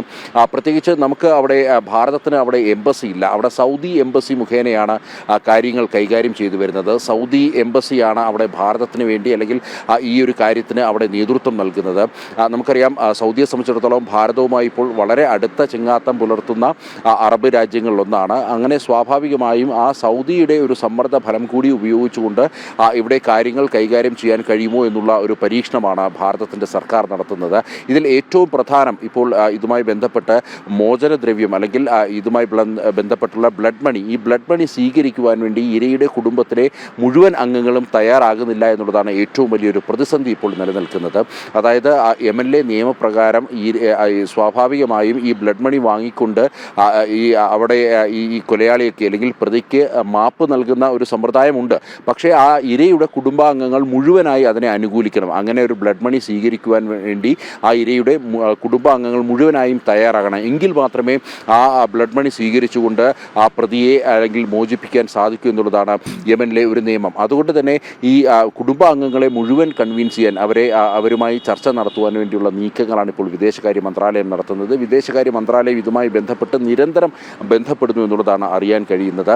നിമിഷപ്രിയയുടെ മോചനം സാധ്യമാക്കുക എന്നുള്ളതാണ് ലക്ഷ്യം വെക്കുന്നത്. കഴിഞ്ഞ ദിവസം BJPയുടെ ദേശീയ സെക്രട്ടറി അനിൽ ആന്റണി ഇക്കാര്യങ്ങൾ വ്യക്തമാക്കുകയുണ്ടായി. അദ്ദേഹം വാർത്താ സമ്മേളനം വിളിച്ചുകൊണ്ടാണ് ഇതുമായി ബന്ധപ്പെട്ട കാര്യങ്ങൾ വിശദീകരിച്ചത്. അതായത് ഇതുമായി നിരന്തരമായിട്ടുള്ള ഒരു പോരാട്ടം തന്നെയാണ് ഈ ഭാരത സർക്കാർ മുന്നോട്ട് വെക്കുന്നത്. ഇതുമായി ബന്ധപ്പെട്ട് അതായത് നിമിഷപ്രിയയുടെ മോചനം സാധ്യമാകുന്നതുവരെ ആ പോരാട്ടം തുടരുമെന്നുള്ളതും കഴിഞ്ഞ ദിവസം അനിൽ ആന്റണി അടക്കം സൂചിപ്പിക്കുകയുണ്ടായി. ഇതേ നിലപാട് പലതവണ വിദേശകാര്യ മന്ത്രാലയവും പലതവണ ആവർത്തിച്ചതാണ്. കോടതിയിലും കേന്ദ്ര സർക്കാർ ഇതുമായി ബന്ധപ്പെട്ട നിലപാട് ആവർത്തിച്ചതാണ്. ഏതായാലും കോടതിക്കും ഇക്കാര്യത്തിൽ പരിമിതികളുണ്ട് എന്ന് സുപ്രീം കോടതി അടക്കം വ്യക്തമാക്കിയിരുന്നു. ഏതെങ്കിലും തരത്തിൽ കാര്യങ്ങൾ സാധ്യമാകണമെങ്കിൽ ഇത്തരത്തിൽ രാജ്യം അനൗദ്യോഗികമായി നടത്തുന്ന ചർച്ചകളിലൂടെ അത് സാധ്യമാകൂ. പ്രത്യേകിച്ച് യമനുമായി യാതൊരുവിധ നയതന്ത്ര ബന്ധവും ഭാരതത്തിനില്ല എന്നുള്ളതാണ്. യാത്രാവിലക്കടക്കം നിലനിൽക്കുന്ന രാജ്യമാണ് യമൻ എന്നുള്ളതും ഏറെ ശ്രദ്ധേയമാണ്. അതുകൊണ്ട് തന്നെ ഇത്തരം യമൻ സർക്കാരിലും അതേപോലെ തന്നെ ഈ ഇരയുടെ കുടുംബത്തിലുമൊക്കെ സ്വാധീനമുള്ള വ്യക്തികൾ വഴിയാണ് ഭാരത സർക്കാർ ഇത്തരത്തിൽ വിദേശകാര്യ മന്ത്രാലയം അനൗദ്യോഗികമായ ചർച്ചകൾ മുന്നോട്ട് കൊണ്ടുപോകുന്നത്. എന്നാൽ ആ ചർച്ചയുടെ വിശദാംശങ്ങൾ ഒരു തരത്തിലും പുറത്തുവിടാൻ കഴിയില്ല. അത് ഈ ചർച്ചയെ പ്രതികൂലമായി ബാധിക്കുമെന്നുള്ളതാണ് വിദേശകാര്യ മന്ത്രാലയത്തിൻ്റെ നിലപാട്. രാഖി. ശരി നന്ദൻ. അതുപോലെ തന്നെ ഈ നിമിഷപ്രിയയുടെ മോചനവുമായി ബന്ധപ്പെട്ട് കാന്തപുരം അബൂബക്കർ മുസ്ലിയാരുടെ പേര് പലപ്പോഴായി ചർച്ചകളിൽ വന്നിരുന്നു. എന്നാൽ കാന്തപുരം അബൂബക്കർ മുസ്ലിയാർ ഇടപെട്ടത് കൊണ്ടാണ് എന്ന വാദമാണ് ഇവിടെ പൊളിയുന്നത്. ഇന്ത്യൻ എംബസിയിലെ പ്രാദേശിക ജീവനക്കാർ ഉൾപ്പെടെയാണ് വിഷയത്തിൽ ഇടപെട്ടത് എന്ന് യമനിലെ സാമൂഹ്യ പ്രവർത്തകൻ സാമുൽ ജെറോം പറഞ്ഞു. ഇന്നലെ തന്നെ ഇക്കാര്യത്തിൽ തീരുമാനം ആയിരുന്നുവെന്നും അദ്ദേഹം പറയുന്നുണ്ട്. അതേസമയം തന്നെ ഇന്ന് തന്റെ ഇടപെടലാണ് എന്ന് കാന്തപുരം വരുത്തി തീർക്കുകയായിരുന്നു എന്ന ആക്ഷേപം ശക്തമാവുകയാണ്. വധശിക്ഷ നീട്ടിവെക്കുന്നത് അടക്കമുള്ള കാര്യങ്ങളിലും തീയതിയും ഒക്കെ തന്നെ ഇന്നലത്തേതാണ്. The execution has been extended without a time limit. So they have said until a different date. That is what I mean. The day or time has not been specified. So it's just indefinitely extended. And yaroda idapadal endadu, that is very, very important. Okay. First of all, it was Sheikh Abdul Banik Nahia who intervened, and actually on Saturday, myself, Nimisha's mother, and Sheikh and the embassy local staff, our Indian embassy's local staff here we went to the public prosecutor and we gave the request. And Sheikh Nahia already has spoken with the president, and they said that we had received a call from the president office. Then they also requested to provide a request from the embassy of our Indian embassy. So that was provided on Sunday, and Sunday itself last Sunday itself they confirmed that this will be postponed. Sir, നമ്മുടെ Indian ഗവൺമെന്റിന്റെ ഒരു ഇടപെടൽ ഈ കാര്യത്തിൽ എങ്ങനെയാണ് ഉണ്ടായത്? ആരൊക്കെ ഇടപെട്ടിട്ടുണ്ട്? This is what I said. A request was given by the government of India to postpone the execution. Sir, അതുപോലെ തന്നെ through the embassy of India in Saudi Arabia.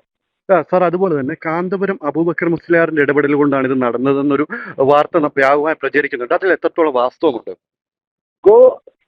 Go and ask him how did he intervene and to whom did he speak. Go and ask him. You are asking me. I am telling you the facts, and if you are asking about somebody else, you should ask him, not me. And I'm sorry to say that people are getting cheap thrill and cheap advertisement over a poor girl's life. It is very shameful. അദ്ദേഹത്തിന്റെ ആ പ്രതികരണത്തിൽ നിന്ന് തന്നെ അദ്ദേഹത്തിനുള്ള അമർഷം വ്യക്തമാണ്. ഇന്ന് തന്റെ ഇടപെടലാണ് എന്ന് കാന്തപുരം വരുത്തി തീർക്കുകയായിരുന്നു എന്നാണ് അദ്ദേഹം പറയുന്നത്. ഒപ്പം തന്നെ വധശിക്ഷ നീട്ടിവെക്കുന്ന കത്തിലെ തീയതിയും ഇന്നലത്തേത്, അതായത് കഴിഞ്ഞ ദിവസത്തേത് ആയിരുന്നു എന്നാണ് സാമുൽ ജെറോം പറഞ്ഞത്. എന്തായാലും അനഘ ഹർഷനാണ് വാർത്തയുടെ വിശദാംശങ്ങളുമായുള്ളത്. Anagha, good morning. എന്തായാലും കാന്തപുരത്തിന്റെ വാദങ്ങളാണ് ഇവിടെ പൊളിഞ്ഞടുങ്ങുന്നത്.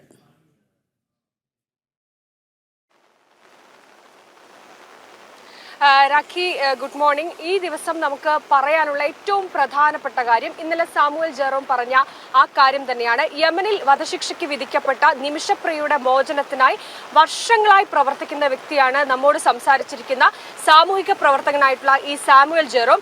അദ്ദേഹം കൃത്യമായി തന്നെ ഈ വിഷയത്തിൽ ആരുടെ ഇടപെടലാണ് എന്ന നമ്മുടെ ചോദ്യത്തിന് അദ്ദേഹം നൽകുന്ന മറുപടി കൃത്യമായി ഇന്ത്യൻ എംബസി ജീവനക്കാരുടെ ഇടപെടലുണ്ടായിട്ടുണ്ട്, കേന്ദ്ര സർക്കാരിന്റെ ഇടപെടലുണ്ടായിട്ടുണ്ട്, ഗവർണറുടെ ഇടപെടലുണ്ടായിട്ടുണ്ട്, ചാണ്ടി ഉമ്മന്റെ ഇടപെടലുണ്ടായിട്ടുണ്ട്. അങ്ങനെ ആരൊക്കെയാണോ ഈ നിമിഷപ്രിയയുടെ വധശിക്ഷ നീട്ടിവെക്കുന്നതിനുമായി ബന്ധപ്പെട്ട് ഇടപെട്ടത് അവരുടെയൊക്കെ പേരെടുത്ത് തന്നെ അദ്ദേഹം പറയുന്നുണ്ട്.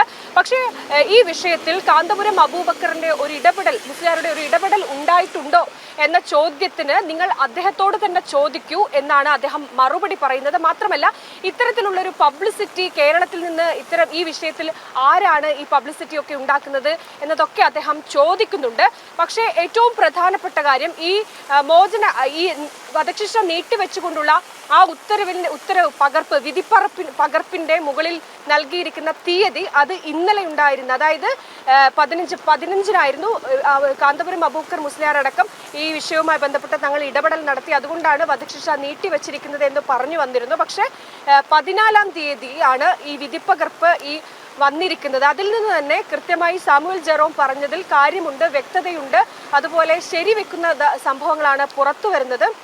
മാത്രമല്ല വലിയ രീതിയിൽ കേന്ദ്ര സർക്കാരിന് ഒന്നും ചെയ്യാൻ കഴിഞ്ഞില്ല. ഈ മതപണ്ഡിതനായ കാന്തപുരം അബൂബക്കർ മുസ്ലിയാരുടെ ഇടപെടൽ ഒന്നുകൊണ്ട് മാത്രമാണ് നിമിഷപ്രിയയുടെ വധശിക്ഷ നീട്ടിവെച്ചത് എന്നതടക്കമുള്ള കാര്യങ്ങൾ ആയിരുന്നു വലിയ രീതിയിൽ സമൂഹ മാധ്യമങ്ങളിൽ അടക്കം പ്രചരിച്ചിരുന്നത്. വലിയ അഭിനന്ദന പ്രവാഹമൊക്കെ അദ്ദേഹത്തിന് ഈ സംഭവവുമായി ബന്ധപ്പെട്ട് വിവിധ ഇടങ്ങളിൽ നിന്ന് ലഭിച്ചിരുന്നു. കേന്ദ്ര സർക്കാരിന് ഒന്നും ചെയ്യാൻ കഴിഞ്ഞില്ല എന്ന വാദമൊക്കെയായിരുന്നു സമൂഹത്തിന്റെ വിവിധ ഇടങ്ങളിൽ നിന്ന് ഉയർന്നത്. അവിടെയാണ് ആ സമയത്താണ് കൃത്യമായി തന്നെ നിമിഷപ്രിയയുടെ മോചനവുമായി ബന്ധപ്പെട്ട് പ്രവർത്തിക്കുന്ന സാമൂഹിക പ്രവർത്തനമായിട്ടുള്ള സാമുവൽ ജെറോം തന്നെ പറയുന്നത് കേന്ദ്ര സർക്കാർ ചെയ്തിട്ടുണ്ട്. കേന്ദ്ര സർക്കാരിന്റെ ഇടപെടൽ ഒന്നുകൊണ്ട് മാത്രമാണ് നിമിഷപ്രിയയുടെ വധശിക്ഷ അത് നീട്ടിവെച്ചിരിക്കുന്നത് എന്ന് അദ്ദേഹം കൃത്യമായി തന്നെ നവമാധ്യമങ്ങളിലൂടെ ആദ്യം പുറത്തു പറഞ്ഞു. അതിനുശേഷം നമ്മൾ കൃത്യമായി വിളിച്ച് ഈ സംഭവം അന്വേഷിച്ച സമയത്ത് പറയുകയും ചെയ്തിട്ടുണ്ട്. എന്തായാലും ഈ വിഷയവുമായി ബന്ധപ്പെട്ട കേന്ദ്ര സർക്കാരിന് ഒന്നും ചെയ്യാൻ കഴിഞ്ഞില്ല എന്ന് പറയുന്നത് ഒട്ടും വാസ്തവമല്ല. കാരണം ഒരു യുദ്ധമുഖത്ത് നിന്ന് തങ്ങളുടെ രാജ്യത്തെ പൗരന്മാരെ ഒരു പരിക്ക് പോലും ഏൽക്കാതെ അവിടെ നിന്ന് രാജ്യത്തേക്ക് തിരിച്ചെത്തിക്കാൻ കഴിഞ്ഞ കേന്ദ്ര സർക്കാരാണ്, മോദി സർക്കാരാണ് നമുക്കിവിടെയുള്ളത്. ആ സർക്കാരിനെ സംബന്ധിച്ച് ഇത്തരത്തിലൊരു പൗരന്റെ ജീവൻ ഈ രീതിയിൽ രക്ഷിക്കുന്നതിന് നിഷ്പ്രയാസം കഴിയും. അതിലൊന്നും ചെയ്യാൻ കഴിഞ്ഞില്ല എന്ന വാദമൊക്കെയാണ് ഇപ്പോൾ പൊളിയുന്നത്. രാഖി, കൃത്യമായി പറഞ്ഞാൽ ഈ കേന്ദ്ര സർക്കാരിന്റെയും ഗവർണറുടെയും ഒക്കെ ഇടപെടൽ ഈ വിഷയത്തിൽ ഉണ്ടായിട്ടുണ്ട്. പ്രധാനമായും കേന്ദ്ര സർക്കാരിന്റെ മുന്നിൽ 3 കാര്യങ്ങളാണ് ഉണ്ടായിരുന്നത്.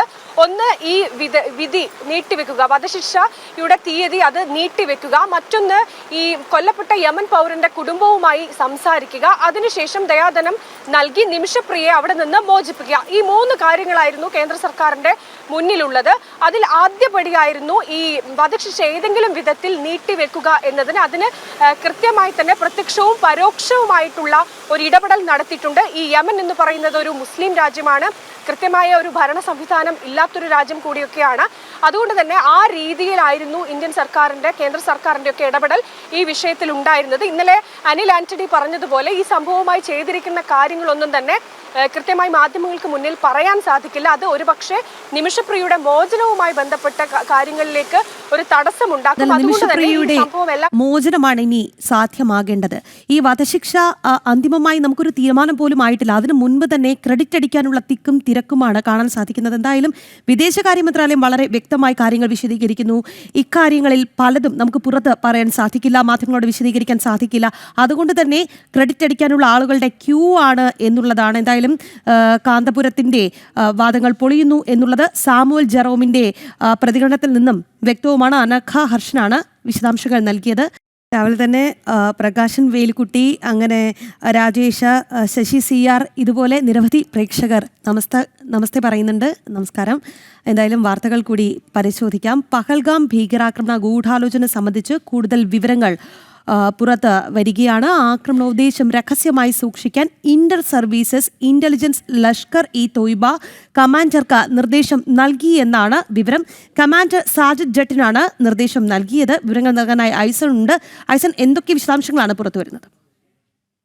രാഖി, ഏറെ നിഗൂഢമായ നിരവധി രഹസ്യങ്ങളാണ് ഇപ്പോൾ അന്വേഷണത്തിൽ പുറത്തു വരുന്നത് എന്നാണ് മനസ്സിലാക്കാൻ സാധിക്കുന്നത്. ചില വിവരങ്ങൾ ഈ അന്വേഷണവുമായി ബന്ധപ്പെട്ട് പുറത്തു വരുന്നതിൽ നിന്നാണ് ഇത്തരത്തിലുള്ള അതീവ ഗുരുതരമായ ചില വിഷയങ്ങളെല്ലാം തന്നെ പുറത്തു വരികയും ചെയ്യുന്നത്. നിലവിലെ സാഹചര്യത്തിൽ കാശ്മീരിൽ നിന്നുള്ള അല്ലെങ്കിൽ ആ പ്രദേശത്തു നിന്നുള്ള ഭീകരരെ ആരെയും ഉൾപ്പെടുത്തേണ്ടതില്ല പഹൽഗാം ഭീകരാക്രമണത്തിൽ അല്ലെങ്കിൽ പഹൽഗാം ആക്രമണത്തിൽ എന്ന് കൃത്യമായൊരു തീരുമാനം ഇന്റർ സർവീസസ് ഇന്റലിജൻസ് എടുത്തിരുന്നു എന്നാണ് ഇപ്പോൾ ഏറ്റവും പുതിയതായും ഗൗരവതരമായും പുറത്തു വരുന്ന ഒരു വാർത്ത. നമുക്കറിയാവുന്നതാണ്, ഇന്റർ സർവീസസ് ഇന്റലിജൻസ് എന്ന് പറയുന്നത് പാകിസ്ഥാനിലെ ചാരസംഘടനയാണ്.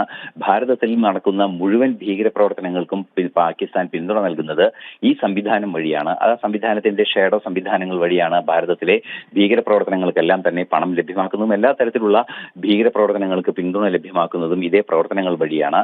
ഈ പ്രവർത്തനങ്ങൾ നടത്തുന്ന സംഘടന വളരെ കൃത്യമായി സാജിദ് ജട്ട്, അതായത് ഈ ലഷ്കർ എ തായിബയുടെ കമാൻഡർക്ക് നിർദ്ദേശം നൽകിയതാണ് ഇപ്പോൾ പുറത്തു വന്നിരിക്കുന്നത്. അതീവ രഹസ്യമായി ഈ വിഷയം സൂക്ഷിക്കേണ്ടതുണ്ട്. അതുകൊണ്ട് തന്നെ ഇക്കാര്യത്തിൽ പാകിസ്ഥാൻ പൗരനായ അല്ലെങ്കിൽ പാകിസ്ഥാനികൾ മാത്രം ഇടപെട്ടാൽ മതി എന്നൊരു നിർദ്ദേശമാണ് നൽകുകയും സുലൈമാൻ എന്നുൾപ്പെടെയുള്ള, നേരത്തെ നമുക്കറിയാവുന്നതാണ്, ഒരു പാകിസ്ഥാൻ കമാൻഡർ ആയിരുന്നു, പാകിസ്ഥാൻ സായുധ സേനയിലെ കമാൻഡർ ആയിരുന്ന അയാളെ തന്നെ ഈ ഭീകരപ്രവർത്തനത്തിന് ഏൽപ്പിക്കുകയും ചെയ്തു. അയാളോടൊപ്പം വന്ന 2 ഭീകരരും പാകിസ്ഥാൻ ഒറിജിനാണ്, പാകിസ്ഥാൻകാരാണ്. അവർ 2022 അതിർത്തി കടന്നെത്തിയിട്ടുണ്ട് എന്ന സൂചനകളൊക്കെ പുറത്തു വരുന്നുണ്ട്.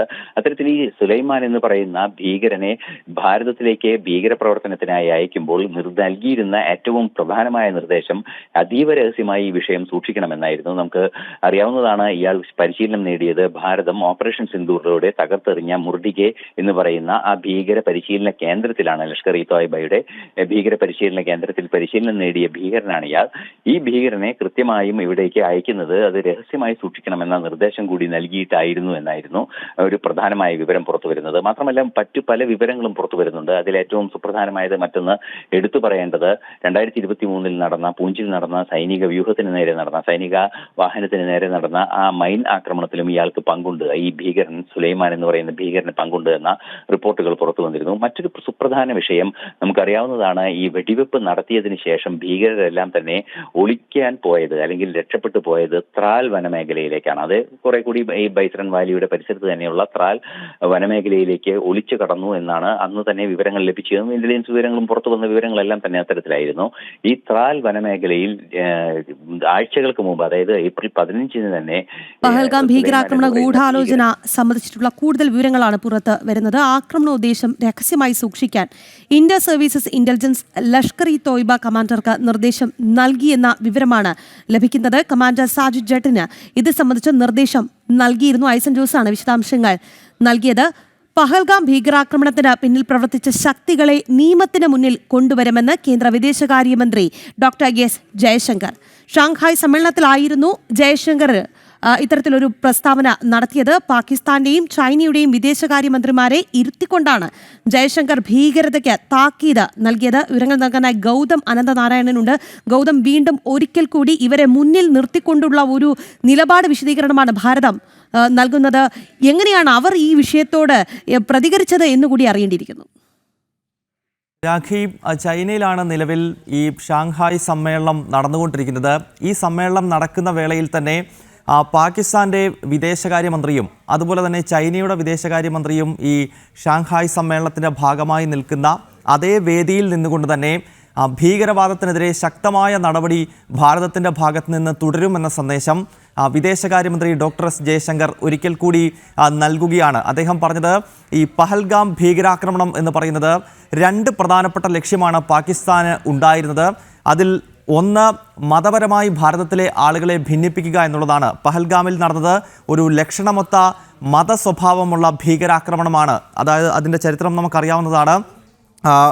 കലിമ ചൊല്ലാൻ അറിയാമോ എന്ന് ചോദിക്കുന്നു. അതിനുശേഷം കലിമ ചൊല്ലാൻ അറിയാത്ത ആളുകളെ വെടിവെക്കുന്നു. അപ്പോൾ ഇതേപ്പറ്റി ജയശങ്കർ കൃത്യമായി പറയുന്നു, ഒരു കമ്മ്യൂണൽ ഡിവൈഡ്, മതത്തിൻ്റെ അടിസ്ഥാനത്തിൽ ഭാരതത്തിനകത്ത് വിഭജനമുണ്ടാക്കുക എന്നതായിരുന്നു ഭീകരരുടെ ഒരു ലക്ഷ്യം. 2, ജമ്മു കാശ്മീരിൽ നിലവിൽ ഉയർന്നു വരുന്ന ടൂറിസം ഉൾപ്പെടെയുള്ള കാര്യങ്ങളെ ഭീകരവാദികൾ ലക്ഷ്യമിട്ടു. അതിനാൽ ഇത്തരം ഭീകരവാദികൾക്കെതിരെ കടുത്ത നടപടി ഭാരതത്തിൻ്റെ ഭാഗത്ത് നിന്ന് ഉണ്ടാകും എന്ന കൃത്യമായ സന്ദേശം ഡോക്ടർ എസ് ജയശങ്കർ നൽകുകയാണ്. അതിൽ ഏറ്റവും ശ്രദ്ധേയം ചൈനയിലാണ് ഈ ഷാങ്ഹായ് സമ്മേളനം നടന്നുകൊണ്ടിരിക്കുന്നത് എന്നുള്ളതാണ്. നമുക്കറിയാം, ഈ പഹൽഗാം ഭീകരാക്രമണത്തിന് ശേഷം പിന്നീട് ഭാരതം ഓപ്പറേഷൻ സിന്ദൂർ എന്ന നിലയിൽ ശക്തമായ തിരിച്ചടി നൽകുകയും പിന്നീടൊരു അപ്രഖ്യാപിത യുദ്ധം 3 ദിവസം ഭാരതത്തിനും പാകിസ്ഥാനുമിടയിൽ ഉണ്ടായത് നമുക്കറിയാവുന്നതാണ്. ആ സമയങ്ങളിൽ ചൈന നിർമ്മിതമായ ആയുധങ്ങൾ ഭാരതത്തിലേക്ക് ഉപയോഗിക്കുവാൻ പാകിസ്ഥാൻ ശ്രമിച്ചിരുന്നു. അപ്പോൾ കൃത്യമായിരുന്നു കാര്യങ്ങൾ. ചൈനയുടെ കൂടി പിന്തുണയോടുകൂടിയാണ് ആ സമയങ്ങളിൽ പാകിസ്ഥാൻ അതിർത്തിയിലും ഭാരതത്തിനകത്തും പ്രകോപനം സൃഷ്ടിക്കാൻ ശ്രമിച്ചുകൊണ്ടിരുന്നത്. അതിനാൽ ചൈനയും പാകിസ്ഥാനും ആണ് പഹൽഗാമിന് പിന്നിലുള്ളത് എങ്കിൽ അവർക്ക് കൃത്യമായ സന്ദേശം ഭാരതം നൽകുകയാണ്. ഇതിന് പിന്നിൽ പ്രവർത്തിച്ച മുഴുവൻ ഭീകരവാദികളെയും മതതീവ്രവാദികളെയും നിയമത്തിന് മുന്നിൽ കൊണ്ടുവരുമെന്ന ശക്തമായ സന്ദേശം ചൈനയിൽ നിന്നുകൊണ്ട്, അതും പാകിസ്ഥാൻ്റെയും ചൈനയുടെയും വിദേശകാര്യമന്ത്രി ഇരിക്കുന്ന അതേ വേളയിൽ തന്നെ ഡോക്ടർ എസ് ജയശങ്കർ നൽകുന്നു എന്നതാണ് വളരെ ശ്രദ്ധേയമാകുന്നത്. ഷാങ്ഹായ് സമ്മേളനത്തിൽ ജയശങ്കറിന്റെ പ്രസ്താവന വന്നിരിക്കുകയാണ്. പാകിസ്ഥാന്റെയും ചൈനയുടെയും വിദേശകാര്യ മന്ത്രിമാരെ ഇരുത്തിക്കൊണ്ട് ജയശങ്കർ ഭീകരതയെ താക്കീത് ചെയ്തിരിക്കുന്നു. കൃത്യമായ നിയമത്തിന് മുന്നിൽ ഇവരെ കൊണ്ടുവരുമെന്ന് മുന്നറിയിപ്പ് കൂടി നൽകുന്നുണ്ട് ജയശങ്കർ. ഗൗതം അനന്തനാരായണനാണ് വാർത്തയുടെ വിശദാംശങ്ങൾ നൽകിയത്. സ്കൂൾ സമയമാറ്റത്തിലെ സമസ്തയുടെ ഭീഷണിയിൽ മൗനം തുടർന്ന് CPM-ഉം സർക്കാരും. മതം വിദ്യാഭ്യാസത്തിന്റെ ഭാഗമെന്നാണ് സമസ്തയുടെ നിലപാട്. മദ്രസ പഠനം സമയം മാറ്റില്ലെന്നും സമസ്ത പറയുന്നുണ്ട്. സ്കൂൾ സമയമാറ്റവുമായി ബന്ധപ്പെട്ട് സർക്കാരുമായി നടത്തുന്ന ചർച്ചയിൽ പ്രായോഗിക നിർദ്ദേശങ്ങൾ സമർപ്പിക്കുമെന്ന് സമസ്ത വിദ്യാഭ്യാസ ബോർഡ് ജനറൽ സെക്രട്ടറിയും ഏകോപന സമിതി കൺവീനറുമായ MT അബ്ദുള്ള മുസ്ലിയാർ അറിയിച്ചിട്ടുണ്ട്. വിവരങ്ങളുമായി അനഘ ഹർഷനുണ്ട്. അനഘ, ഈ സർക്കാരിനെ അല്ലെങ്കിൽ പാർട്ടിയെ സംബന്ധിച്ചിടത്തോളം കഴിച്ചിട്ട് ഇറക്കാനും തുപ്പാനും ഒന്നും വയ്യാത്ത ഒരവസ്ഥയാണ്. കാരണം വോട്ട് ബാങ്ക് മുന്നിലുണ്ടല്ലോ. അതുപോലെ തന്നെ സമസ്തയാണെങ്കിൽ ഒരു ബദൽ നീക്കത്തിനുള്ള ശ്രമത്തിലുമാണ്.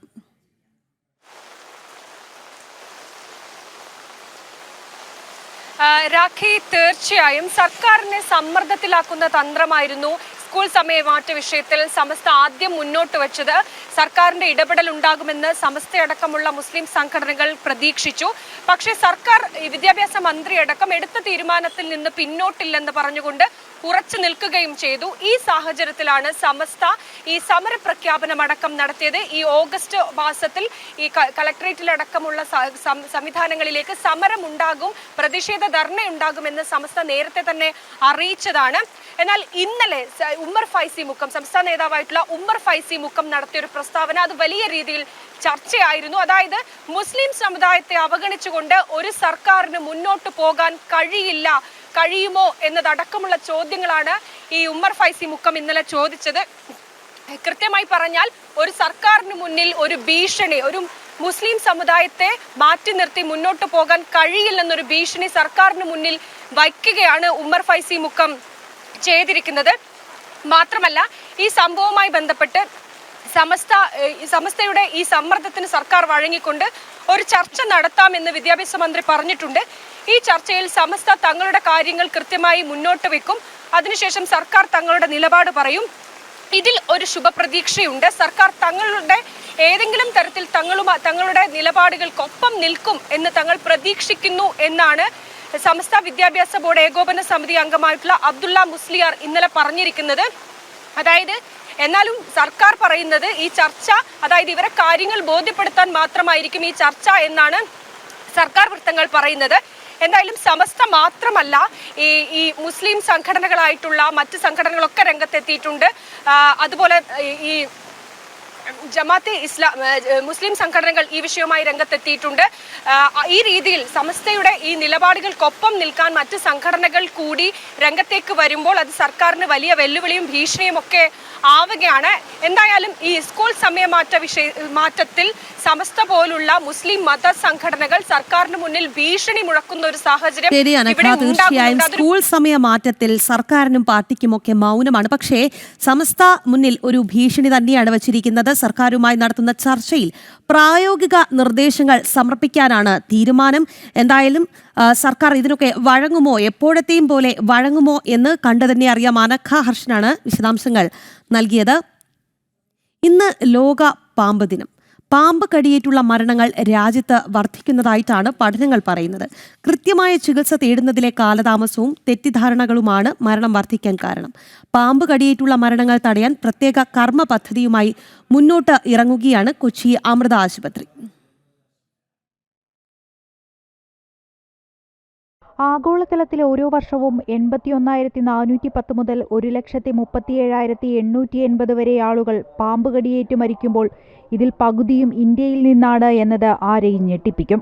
രാജ്യത്ത് ഒരു വർഷം 58,000 പേർ പാമ്പ് കടിയേറ്റ് മരിക്കുന്നു എന്നാണ് പുറത്തു വന്നിട്ടുള്ള കണക്കുകൾ വ്യക്തമാക്കുന്നത്. ഈ ഗുരുതര സാഹചര്യത്തെ മനസ്സിലാക്കിയ ലോകാരോഗ്യ സംഘടന 2030 പാമ്പ് കടിയേറ്റുള്ള മരണം 50% കുറയ്ക്കാനാണ് ലക്ഷ്യമിടുന്നത്.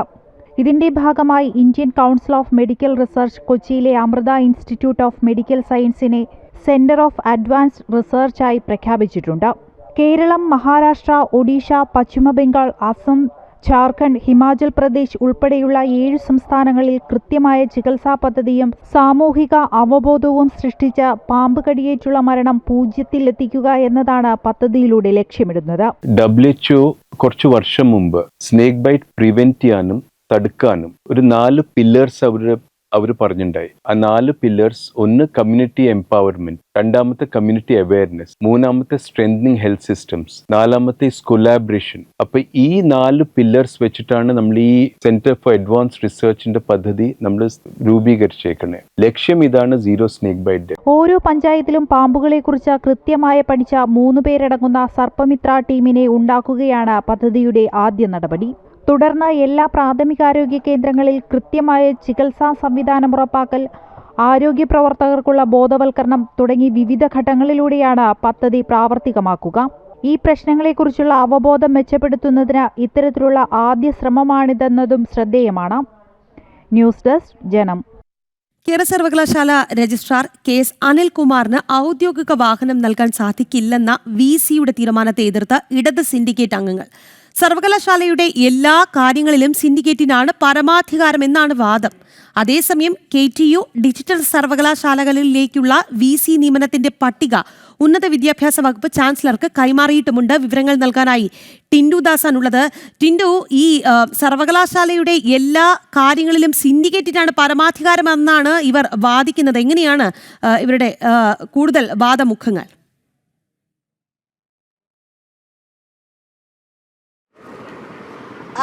രാഖി, സർവകലാശാലയെ രജിസ്ട്രാർ KS അനിൽകുമാറിന് ഔദ്യോഗിക വാഹനം നൽകരുത് എന്നൊരു തീരുമാനത്തിലേക്ക് കഴിഞ്ഞ ദിവസം VC കൂടിയായിട്ടുള്ള മോഹനൻ കുന്നിമ്മൽ എത്തിയിരുന്നു.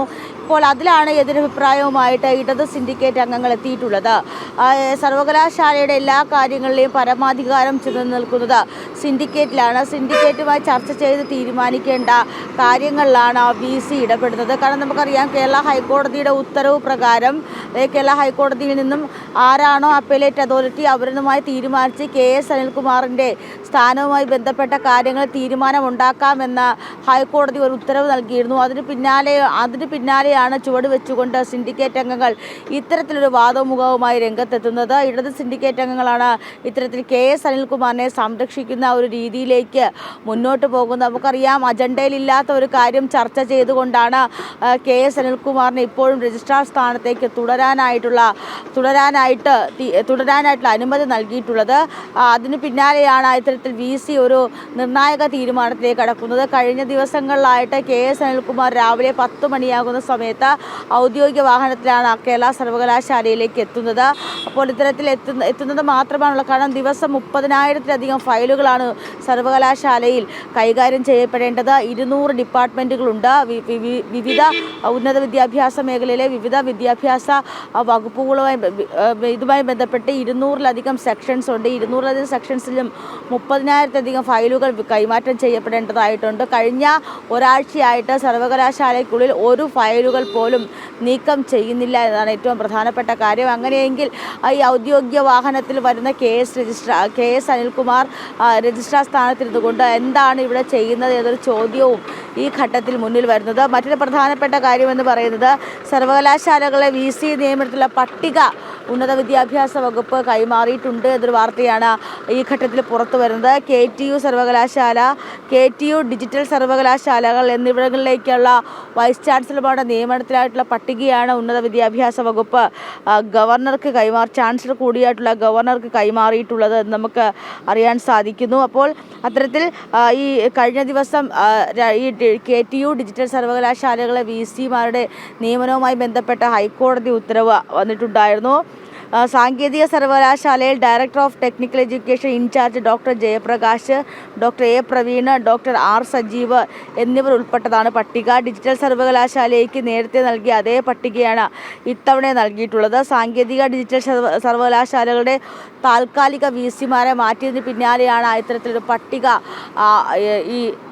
പട്ടിക സർക്കാർ അല്ലെങ്കിൽ ഉന്നത വിദ്യാഭ്യാസ വകുപ്പ് നൽകുന്നത്. രാജ്ഭവൻ കോടതി വിധിയുമായി ബന്ധപ്പെട്ട് കോടതി വിധിയിലെ വ്യക്തതകൾക്ക് വേണ്ടിയിട്ട് സുപ്രീം കോടതിയിലേക്ക് പോകുന്നുണ്ട്. കാരണം ഈ KTU ഡിജിറ്റൽ സർവകലാശാലകൾ താൽക്കാലികമായിട്ട് VC തുടർന്നതിന് പ്രധാനപ്പെട്ട കാരണമെന്ന് തന്നെ പറയുന്നത് ഉന്നത വിദ്യാഭ്യാസ വകുപ്പിൽ നിന്നും ഇത്തരത്തിൽ പട്ടിക നൽകാത്തതും അതോടൊപ്പം തന്നെ സെർച്ച് കമ്മിറ്റിയിലേക്ക് സർക്കാർ പ്രതിനിധിയെ നൽകാത്തതും ഒക്കെയാണ്. അവിടെ ഒരു VC നിയമനവുമായി ബന്ധപ്പെട്ട അനിശ്ചിതാവസ്ഥ അല്ലെങ്കിൽ ഒരു അനിശ്ചിതത്വം നിലനിന്നത്. സിൻഡിക്കേറ്റ് യോഗങ്ങൾ കൂടുന്ന മുറയ്ക്കുള്ള റിപ്പോർട്ടുകൾ ചാൻസലർക്ക് കൈമാറിയിരുന്നില്ല. അപ്പോൾ അത്തരത്തിലുള്ള പ്രശ്നങ്ങളൊക്കെ ഈ VC നിയമനവുമായി ബന്ധപ്പെട്ട് നിന്നിരുന്നു. അപ്പോൾ ഇതൊക്കെ ചൂണ്ടിക്കാട്ടി രാജ്ഭവൻ സുപ്രീം കോടതിയിലേക്ക് പോകുന്നൊരു സാഹചര്യത്തിൽ കൂടിയാണ് സംസ്ഥാന സർക്കാരിൻ്റെ ഭാഗത്തു നിന്നും ഉന്നത വിദ്യാഭ്യാസ വകുപ്പിൻ്റെ ഭാഗത്തു നിന്നും VC-മാരെ പരിഗണിക്കാനുള്ള പട്ടിക നൽകുന്നത്. അപ്പോൾ എന്തായാലും സർവകലാശാലയിലെ വിഷയങ്ങൾ കൂടുതൽ സങ്കീർണമാവുകയാണ്. എല്ലാ ദിവസവും രാവിലെ 10 മണിയോടുകൂടി രജിസ്ട്രാർ രാവിലെ ഇത്തരത്തിൽ സർവകലാശാലയിലെത്തും.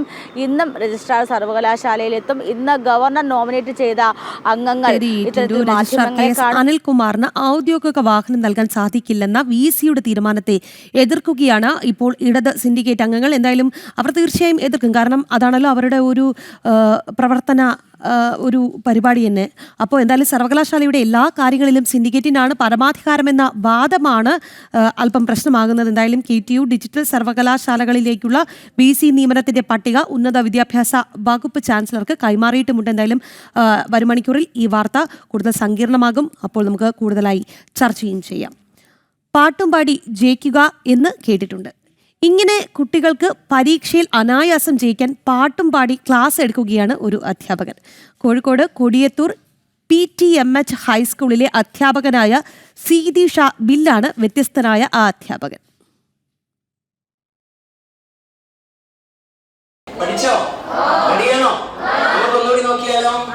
ആദ്യമായി വന്നവന്റെ പേര് ചൊല്ലി നീ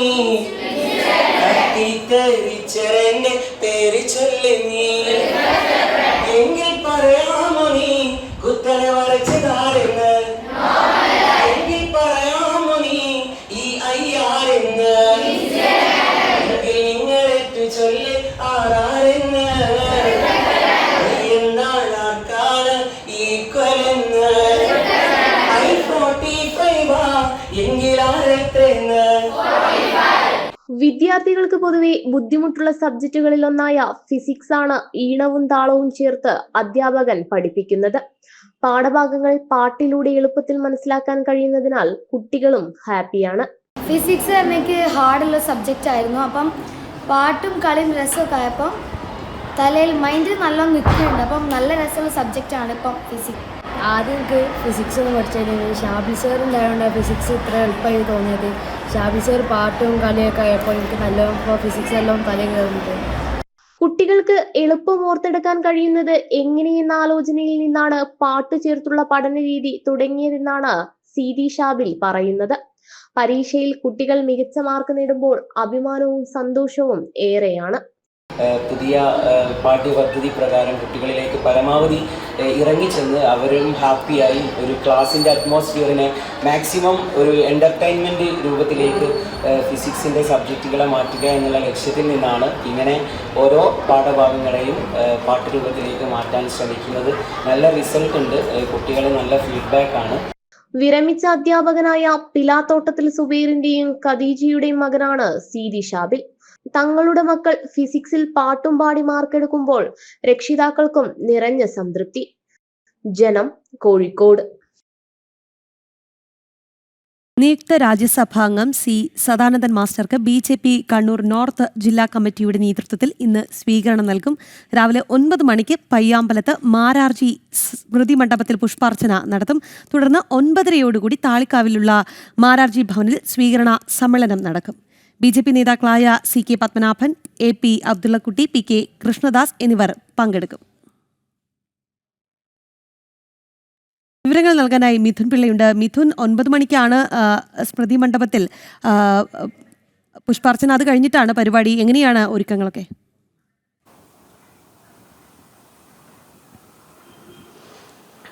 രാഖി, നിയുക്ത രാജ്യസഭാ MP സദാനന്ദൻ മാസ്റ്ററിനെ വരവേൽക്കാനുള്ള നീക്കത്തിലാണ് BJPയുടെ കണ്ണൂർ നോർത്ത് ജില്ലാ കമ്മിറ്റി. ഇതിന്റെ ഭാഗമായി വലിയ സ്വീകരണ പരിപാടിയും കണ്ണൂരിൽ ഒരുക്കിയിട്ടുണ്ട്. ഈ നിയുക്ത രാജ്യസഭാ MP സ്ഥാനം കിട്ടിയ ശേഷം ആദ്യമായിട്ടാണ് അദ്ദേഹം ഈ കണ്ണൂർ നഗരത്തിലെ ഒരു പൊതുപരിപാടിയിൽ പങ്കെടുക്കുന്നത്. ഇന്നാണ് ഇന്ന് രാവിലെ 9 മണിയോടുകൂടി കണ്ണൂർ പയ്യാമ്പലത്തുള്ള മാരാർജിയുടെ സ്മൃതി മണ്ഡപത്തിൽ പുഷ്പാർച്ചന അർപ്പിക്കും. അതിനുശേഷമാണ് BJPയുടെ കണ്ണൂർ ജില്ലാ കമ്മിറ്റി ഓഫീസിൽ ഇത്തരമൊരു സ്വീകരണ പരിപാടി അദ്ദേഹത്തിനായി ഒരുക്കിയിരിക്കുന്നത്. BJPയുടെ ദേശീയ നേതാക്കളായ CK പത്മനാഭൻ, അതുപോലെ തന്നെ PK കൃഷ്ണദാസ്, AP അബ്ദുള്ളക്കുട്ടി തുടങ്ങിയ ആളുകളൊക്കെ തന്നെ ഈ പരിപാടിയിൽ പങ്കെടുക്കും. നമുക്കറിയാം, പ്രവർത്തകരെ സംബന്ധിച്ച് വലിയ ആവേശത്തിലാണുള്ളത്. അദ്ദേഹം ഈ സംഘടനയ്ക്ക് നൽകിയ ത്യാഗവും ഒക്കെ പരിഗണിച്ച് വലിയൊരു ജനപങ്കാളിത്തം ഉണ്ടാകുമെന്നൊരു പ്രതീക്ഷയാണുള്ളത്. മാത്രമല്ല, സദാനന്ദൻ മാസ്റ്റർ ഈ ഒരു രാജ്യസഭാ MP സ്ഥാനം കിട്ടിയതിനു ശേഷം ആദ്യം പോകുന്നത് മാരാർജിയുടെ സ്മൃതി മണ്ഡപത്തിലേക്കാണ് എന്ന് പറയുമ്പോൾ അതിന് വളരെയേറെ രാഷ്ട്രീയ പ്രാധാന്യം കൂടിയുണ്ട്. കാരണം മാരാർജിയാണ് ഈ കേരളത്തിൽ BJP എന്ന സംഘടനയെ എത്രത്തോളം വളർത്തിയോ അതിനൊക്കെ പിന്നിൽ നിന്ന് നയിച്ചൊരു വലിയ ശക്തിയാണ് മാരാർജി.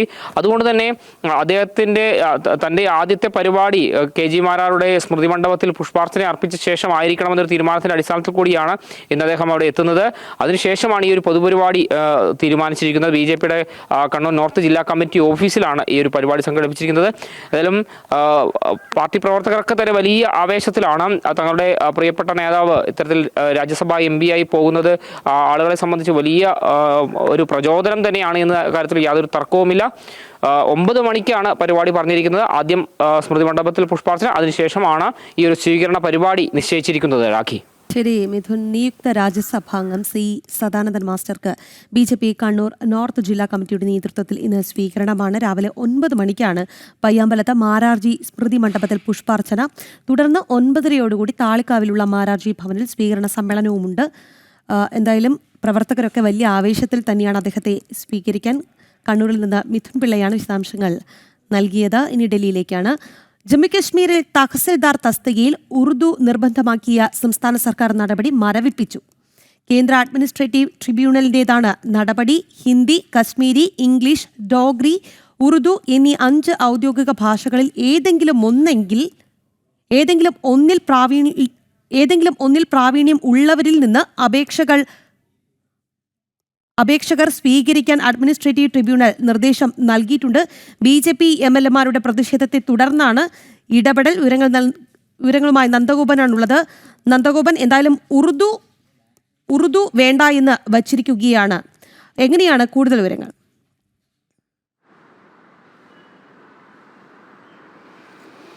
രാഖി, ജമ്മു കാശ്മീരിലെ തഹസിൽദാർ തസ്തികയിലേക്ക് അപേക്ഷിക്കുവാനുള്ള അവസാന തീയതി ഇന്നായിരുന്നു. ഇതിൽ ഉറുദു നിർബന്ധമാക്കിക്കൊണ്ട്, അതായത് അതിൽ അപേക്ഷകർ ഉറുദു നിർബന്ധമായും പഠിച്ചിരിക്കണം, എഴുതാനും വായിക്കാനും എന്നുള്ളതായിരുന്നു പ്രധാനമായും ആ അപേക്ഷയിൽ പ്രധാന നിബന്ധന ചേർത്തിരുന്നത്.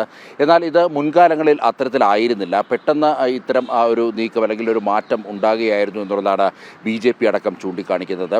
നേരത്തെ ഇതുമായി ബന്ധപ്പെട്ട് മുഖ്യമന്ത്രി ഒമർ അബ്ദുള്ളയുമായി BJPയുടെ MLA-മാർ ചർച്ച നടത്തുന്നതായിരുന്നു. അന്ന് അദ്ദേഹം ഇത് പിൻവലിക്കും, അല്ലെങ്കിൽ ഉറുദു നിർബന്ധമാക്കുന്ന നടപടിയിൽ നിന്നും പിൻവാങ്ങുമെന്ന് അദ്ദേഹം MLA-മാർക്ക് വാക്ക് നൽകിയിരുന്നു. എന്നാൽ ഇതിൽ നിന്നും പിൻവാങ്ങാത്ത ഒരു സാഹചര്യത്തിലാണ് കഴിഞ്ഞ ദിവസം വലിയ രീതിയിലുള്ള പ്രതിഷേധങ്ങൾ ഇതിനെ തുടർന്ന് ഉണ്ടായത്. BJP മുഖ്യമന്ത്രിയുടെ വസതിക്ക് മുന്നിലടക്കം വലിയ പ്രതിഷേധങ്ങൾ തീർത്തു. BJP MLA-മാരുടെ നേതൃത്വത്തിൽ 100 കണക്കിന് BJP പ്രവർത്തകരും ഈ കശ്മീരിൽ നടന്ന പ്രതിഷേധത്തിൽ അണിനിരന്നു. ഒടുവിൽ സെൻട്രൽ അഡ്മിനിസ്ട്രേറ്റീവ് ട്രൈബ്യൂണലാണ് ഇത് സംബന്ധിച്ചിട്ടുള്ള ഒരു ഇടപെടൽ നടത്തിയത്. സെൻട്രൽ അഡ്മിനിസ്ട്രേറ്റീവ് ട്രൈബ്യൂണൽ സംസ്ഥാന സർക്കാരിൻ്റെ ആ തീരുമാനത്തെ റദ്ദ് ചെയ്യുകയും 5 ഭാഷകളിൽ ഏതെങ്കിലും പ്രാവീണ്യം നേടുന്നവർക്ക് ഇതിൽ അപേക്ഷിക്കാമെന്നുള്ളൊരു നിബന്ധന മാറ്റുകയും ചെയ്തു. ഇതിൽ പ്രധാനമായും ഹിന്ദി, കാശ്മീരി, അതേപോലെ തന്നെ ഇംഗ്ലീഷ്, ഡോഗ്രി, അതേപോലെ തന്നെ ഉറുദു, ഇതിലേതെങ്കിലും 5 ഭാഷകൾ, ഈ 5 ഭാഷകളിൽ ഒന്നിൽ മാത്രം പ്രാവീണ്യം മതി എന്നുള്ളതാണ് ഇപ്പോൾ ഏറ്റവും പുതുതായി വന്ന നിബന്ധന. ഇത് അംഗീകരിച്ചുകൊണ്ട് ജമ്മു കാശ്മീരിൻ്റെ ഈ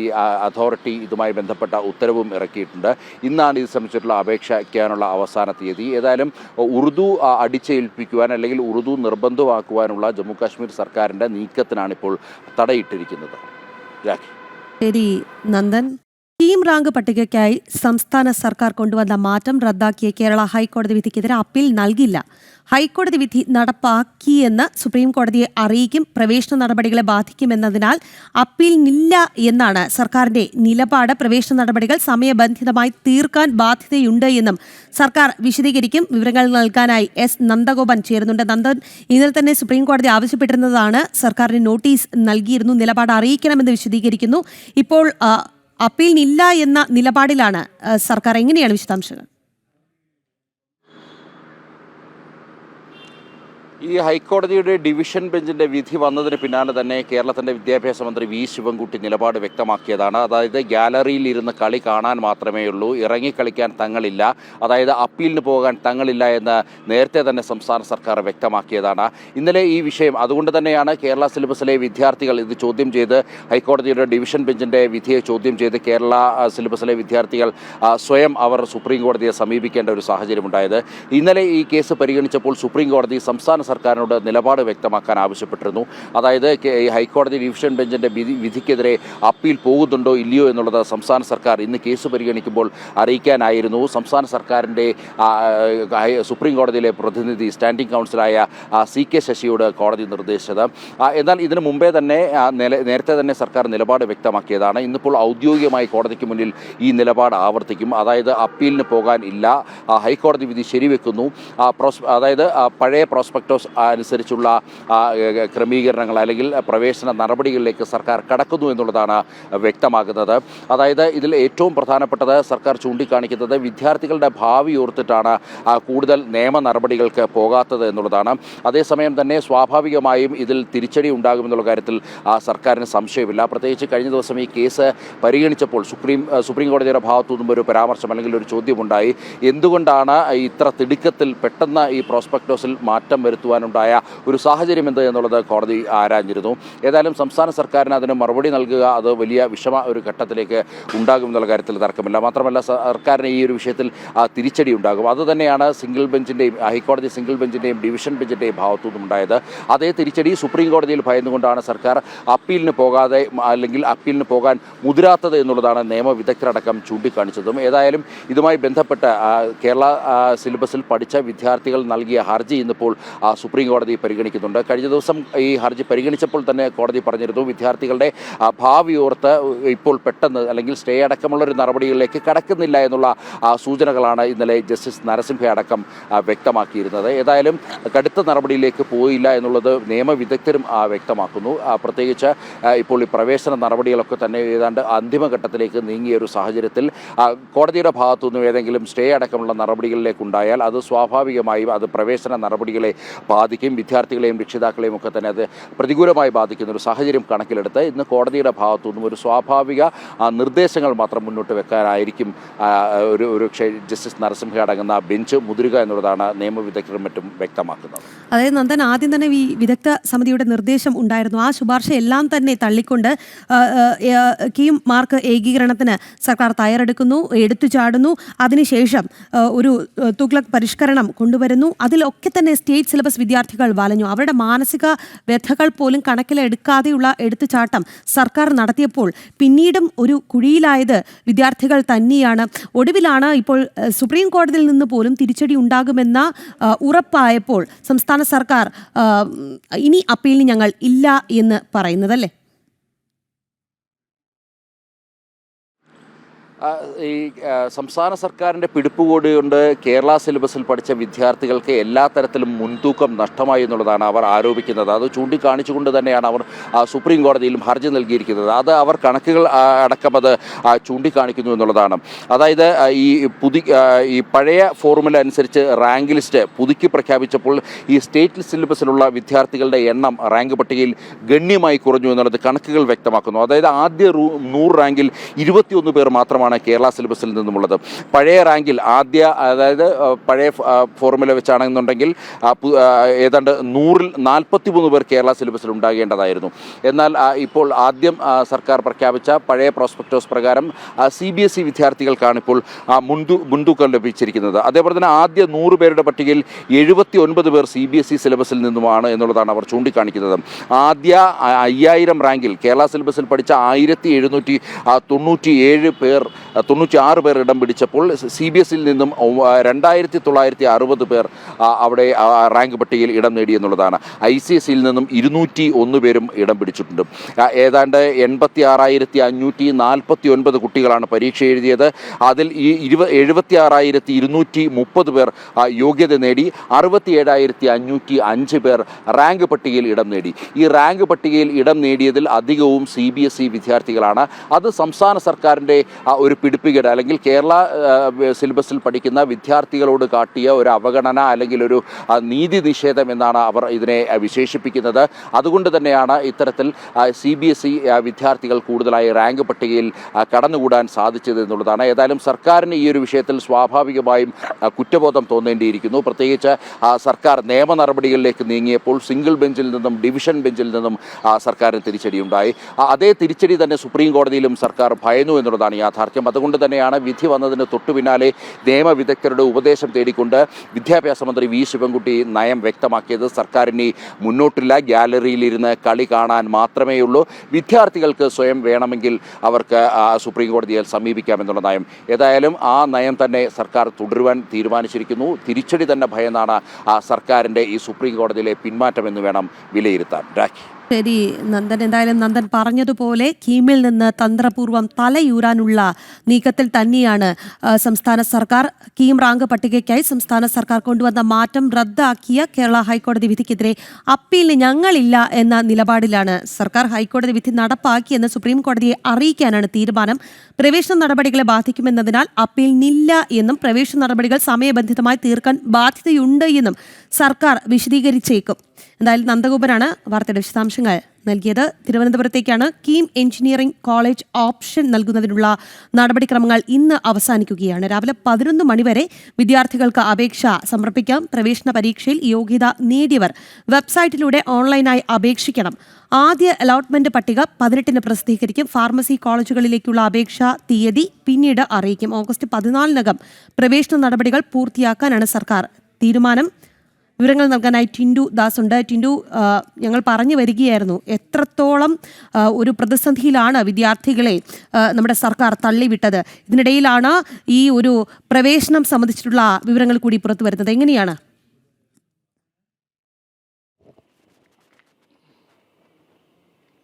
രാഖി, കീം എഞ്ചിനീയറിംഗ് ഓപ്ഷൻ നൽകാനുള്ള നടപടിക്രമങ്ങൾ ഇന്ന് അവസാനിക്കും. രാവിലെ 11 മണിവരെയാണ് വിദ്യാർത്ഥികൾക്ക് അപേക്ഷ നൽകാനുള്ള സമയം നൽകിയിട്ടുള്ളത്. പ്രവേശന പരീക്ഷയിൽ യോഗ്യത നേടിയവർ വെബ്സൈറ്റിലൂടെ ഓൺലൈനായിട്ട് അപേക്ഷിക്കാം. ആദ്യഘട്ട അലോട്ട്മെന്റ് 18-ന് പുറത്തു വരും. ഫാർമസി കോളേജുകളിലേക്കുള്ള അപേക്ഷ തീയതി പിന്നീട് പ്രഖ്യാപിക്കുമെന്ന് അറിയിച്ചിട്ടുണ്ട്.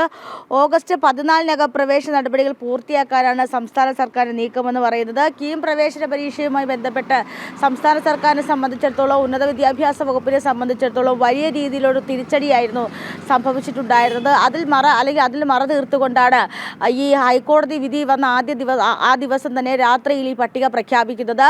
പട്ടിക പ്രഖ്യാപിച്ചുവെങ്കിലും വിദ്യാർത്ഥികളെ സംബന്ധിച്ചിടത്തോളം, അല്ലെങ്കിൽ കേരള സിലബസിലെ വിദ്യാർത്ഥികളെ സംബന്ധിച്ചിടത്തോളം വലിയ രീതിയിലുള്ള തിരിച്ചടിയായിരുന്നു വന്നിട്ടുണ്ടായിരുന്നത്.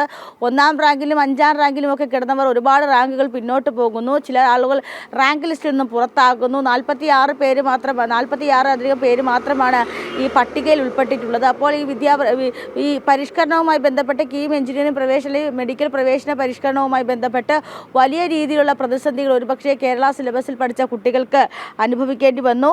അതോടൊപ്പം തന്നെ റാങ്ക് ലിസ്റ്റിൽ സ്റ്റേറ്റ് സിലബസ് CBSE വിദ്യാർത്ഥികൾ തമ്മിലുള്ള അസമത്വം ഇല്ലാതാക്കാനാണ് പ്രോസ്പെക്ടസിൽ ഭേദഗതി കൊണ്ടുവന്നത് എന്നായിരുന്നു സംസ്ഥാന സർക്കാരിൻ്റെ വാദം. അങ്ങനെ കൊണ്ടുവന്ന ഭേദഗതി അതിൻ്റെ ഇരുവിഭാഗക്കാരെയും ഗുരുതരമായിട്ട് തന്നെ ബാധിച്ചിരുന്നു. അതോടൊപ്പം തന്നെ ഇത് പരാജയപ്പെട്ടൊരു തീരുമാനമാണെന്ന് ഹൈക്കോടതി വിലയിരുത്തിയിരുന്നു. മാർക്ക് സമീകരണം സംബന്ധിച്ച് റിവ്യൂ കമ്മിറ്റിയുടെ ശുപാർശയുടെ അടിസ്ഥാനത്തിലാണ് പ്രോസ്പെക്ടസിലെ ഭേദഗതി എന്നായിരുന്നു സംസ്ഥാന സർക്കാരിൻ്റെ വാദം. അതോടൊപ്പം തന്നെ ഈ പ്രോസ്പെക്ടസ് കൊണ്ടുവന്നതിന് ശേഷം വരുന്ന റിസൾട്ട് എന്ന് പറയുന്നത് കേരള സിലബസിലെ വിദ്യാർത്ഥികളെ ഗുരുതരമായി ബാധിക്കുമെന്നാണ് കണ്ടെത്തിയത്. പക്ഷേ എന്നിരുന്നാലും ഇപ്പോൾ വന്നതും ഇത്തരത്തിൽ സംസ്ഥാന സർക്കാരിൻ്റെ പരിഷ്കാരങ്ങൾ നിലവിൽ വന്നിട്ടും, അല്ലെങ്കിൽ അത് പിൻവലിച്ചതിന് ശേഷം ഈ വന്നിട്ടുള്ള മാർക്ക് ലിസ്റ്റ് അല്ലെങ്കിൽ ഈ വന്നിട്ടുള്ള റാങ്ക് ലിസ്റ്റ് എന്ന് പറയുന്നത് വിദ്യാർത്ഥികളെ ബാധിക്കുന്നത് തന്നെയാണ്. എന്തായാലും കീം പ്രവേശനവുമായി ബന്ധപ്പെട്ട് ഇന്ന് 11 മണിവരെ അപേക്ഷ നൽകാനുള്ള തീയതിയുണ്ട്. ഓഗസ്റ്റ് 14-ന് മുന്നേ തന്നെ എല്ലാ നടപടിക്രമങ്ങളും പൂർത്തിയാക്കാനാണ് ഉന്നത വിദ്യാഭ്യാസ വകുപ്പിൻ്റെ സർക്കാരിൻ്റെ തീരുമാനം. അതൊരു തിരിച്ചടിയുടെ ഫലമായിട്ടാണ് അത്തരത്തിലുള്ള തീരുമാനത്തിലേക്ക് എത്തിയിരിക്കുന്നതെന്ന് നമുക്ക് മനസ്സിലാക്കാൻ സാധിക്കുന്നു. രാഖി. ശരി Tindu. KEAM engineering college option നൽകുന്നതിനുള്ള നടപടിക്രമങ്ങൾ ഇന്ന് അവസാനിക്കുകയാണ്. രാവിലെ 11 മണിവരെ വിദ്യാർത്ഥികൾക്ക് അപേക്ഷ സമർപ്പിക്കാവുന്നതാണ്. പ്രവേശന പരീക്ഷയിൽ യോഗ്യത നേടിയവർ വെബ്സൈറ്റിലൂടെ ഓൺലൈനായി അപേക്ഷിക്കണം. ആദ്യ അലോട്ട്മെന്റ് പട്ടിക 18-നായിരിക്കും പ്രസിദ്ധീകരിക്കുക. അതോടൊപ്പം തന്നെ ഫാർമസി കോളേജുകളിലേക്കുള്ള അപേക്ഷാ തീയതി പിന്നീട് അറിയിക്കും. ഓഗസ്റ്റ് 14-നകം പ്രവേശന നടപടികൾ പൂർത്തിയാക്കാനാണ് സർക്കാരിൻ്റെ തീരുമാനം. ഈ വർഷം ഇതുവരെയായി സംസ്ഥാനത്ത് രേഖപ്പെടുത്തിയത് 50 കോവിഡ് മരണങ്ങളാണ്. മരിച്ചവരിൽ ഭൂരിഭാഗവും പ്രായമേറിയവരും ഗുരുതരമായ രോഗങ്ങൾ ഉള്ളവരുമാണ്.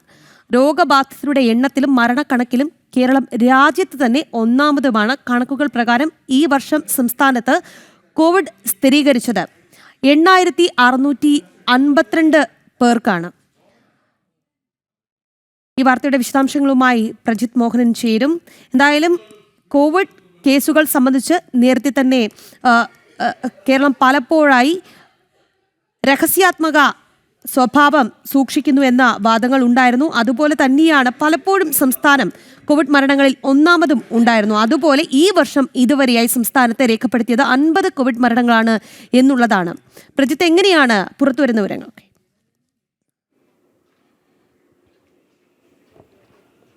രാഖി, 2025 റിപ്പോർട്ട് ചെയ്ത ആകെ കോവിഡ് മരണങ്ങളിൽ ഏതാണ്ട് 31.25% കേരളത്തിൽ നിന്നാണ് എന്നുള്ളതാണ് കണക്കുകൾ വ്യക്തമാക്കുന്നത്. രാജ്യത്താകെ ഈ കാലയളവിൽ റിപ്പോർട്ട് ചെയ്തത് 160 കോവിഡ് മരണങ്ങളാണ്. അതിൽ 50 എണ്ണവും കേരളത്തിൽ നിന്നാണ് എന്നുള്ളതാണ് കഴിഞ്ഞ ദിവസം പുറത്തു വന്ന ഡാറ്റകൾ വ്യക്തമാക്കുന്നത്. കേരളമാണ് ഒന്നാം സ്ഥാനത്തുള്ളത് മരണസംഖ്യയുടെ കാര്യത്തിൽ. കേരളത്തിന് തൊട്ടു പിന്നിലുള്ളത് 41 മരണങ്ങൾ റിപ്പോർട്ട് ചെയ്ത മഹാരാഷ്ട്രയാണ്.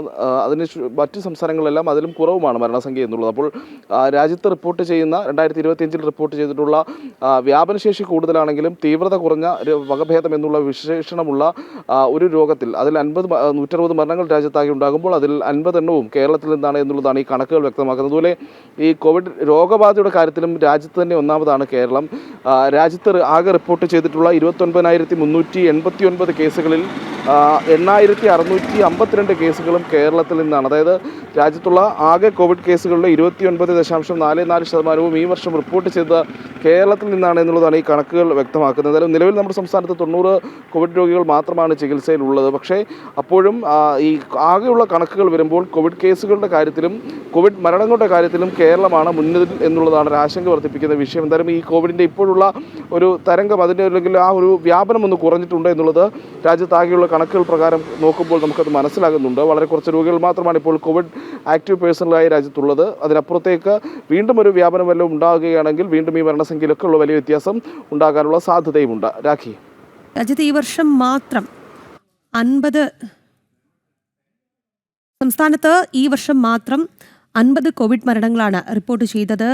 എണ്ണത്തിൽ മാത്രമല്ല മരണക്കണക്കിലും രോഗവ്യാപനത്തിൻ്റെ കാര്യത്തിലുമൊക്കെ കേരളം രാജ്യത്ത് തന്നെ ഒന്നാമതാണ് എന്നുള്ളതാണ്. കണക്കുകൾ പ്രകാരം ഈ വർഷം സംസ്ഥാനത്ത് കോവിഡ് സ്ഥിരീകരിച്ചതാകട്ടെ 8,652 പേർക്കാണ്. എന്തായാലും മരണം സംഭവിച്ചതിൽ കൂടുതലും രോഗങ്ങളുള്ളവരാണ് എന്നുള്ളതാണ് അല്പമൊന്ന് ആശ്വാസം തരുന്ന വസ്തുത. തിരുവനന്തപുരത്ത് നിന്ന് പ്രജിത് മോഹനനാണ് വാർത്തയുടെ കൂടുതൽ വിശദാംശങ്ങൾ നൽകിയത്. തിരുവനന്തപുരം കോർപ്പറേഷനിലെ വിവാദ നിയമന പട്ടിക പിൻവലിക്കണമെന്നാവശ്യപ്പെട്ട് യുവമോർച്ച ഇന്ന് പ്രതിഷേധ മാർച്ച് നടത്തും. മറ്റ് അഴിമതികൾക്ക് പുറമെ 56 പേർ ഉൾപ്പെട്ട ലിസ്റ്റിൽ ഇടത് കൗൺസിലറെ നിയമവിരുദ്ധമായി തിരുകി കയറ്റിയെന്നാണ് ആക്ഷേപം. അഴിമതി ആരോപണങ്ങളിൽ പ്രതിഷേധം ശക്തമാക്കാൻ ഒരുങ്ങുന്നുണ്ട് BJPയും യുവമോർച്ചയും. എന്തായാലും ഇന്ന് രാവിലെ മുതൽ ഈ പ്രതിഷേധങ്ങളൊക്കെ അലയടിക്കും എന്നുള്ള കാര്യത്തിൽ സംശയമില്ല. വാർത്തയുടെ കൂടുതൽ വിവരങ്ങളുമായി ടിൻഡു ദാസ് ഉണ്ട്. ടിൻഡു, എന്തായാലും BJP രണ്ടും കൽപ്പിച്ചു തന്നെയാണ്. കാരണം അഴിമതിക്ക് പുറമെയാണ് ഒരു കൗൺസിലറെ കൂടി തിരികെ കയറ്റി ജോലി കൊടുക്കുന്നു എന്നുള്ളതാണ്. എങ്ങനെയാണ് BJPയുടെ പ്രതിഷേധ പരിപാടികൾ?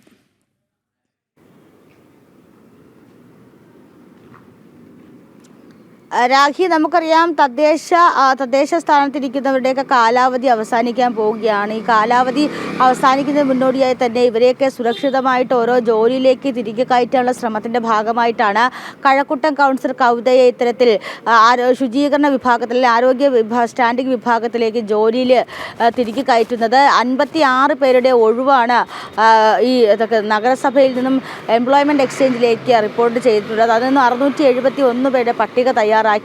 ഈ 671 പേരിൽ നിന്നും 56 പേരെ നഗരസഭ സെലക്ട് ചെയ്തിട്ടുണ്ട്. നഗരസഭ സെലക്ട് ചെയ്തത് കവിതയാണ്, കഴക്കൂട്ടം കൗൺസിലർ കവിതയാണ്. അപ്പോൾ ആ ഒരു നിയമനത്തിനെതിരെയാണ് ഇപ്പോൾ വലിയ രീതിയിൽ BJP കൗൺസിലർമാർ പ്രതിഷേധിക്കുന്നത്. ഏറ്റവും പ്രധാനപ്പെട്ട കാര്യമെന്ന് പറയുന്നത് ധനകാര്യ സ്റ്റാൻഡിംഗ് കമ്മിറ്റിയിൽ വരേണ്ട വിഷയം ആദ്യം ചർച്ചയ്ക്ക് കൊണ്ടുവരുന്നത് അല്ലെങ്കിൽ ആദ്യ അജണ്ടയായിട്ട് കൊണ്ടുവരുന്നത് ആരോഗ്യ സ്റ്റാൻഡിംഗ് കമ്മിറ്റിയിലാണ്. ഇത് ഗുരുതരമായിട്ടുള്ള പാർലമെന്ററി കാര്യ ചട്ടലംഘനമാണെന്ന് BJP കൗൺസിലർമാർ ചൂണ്ടിക്കാട്ടിയിരുന്നു. പറയുന്നു. അത് ചൂണ്ടിക്കാട്ടിക്കൊണ്ടാണ് കഴിഞ്ഞ 3 ദിവസം നഗരസഭയിൽ BJP കൗൺസിലർമാർ വലിയ രീതിയിലുള്ള പ്രതിഷേധമുയർത്തിയത്.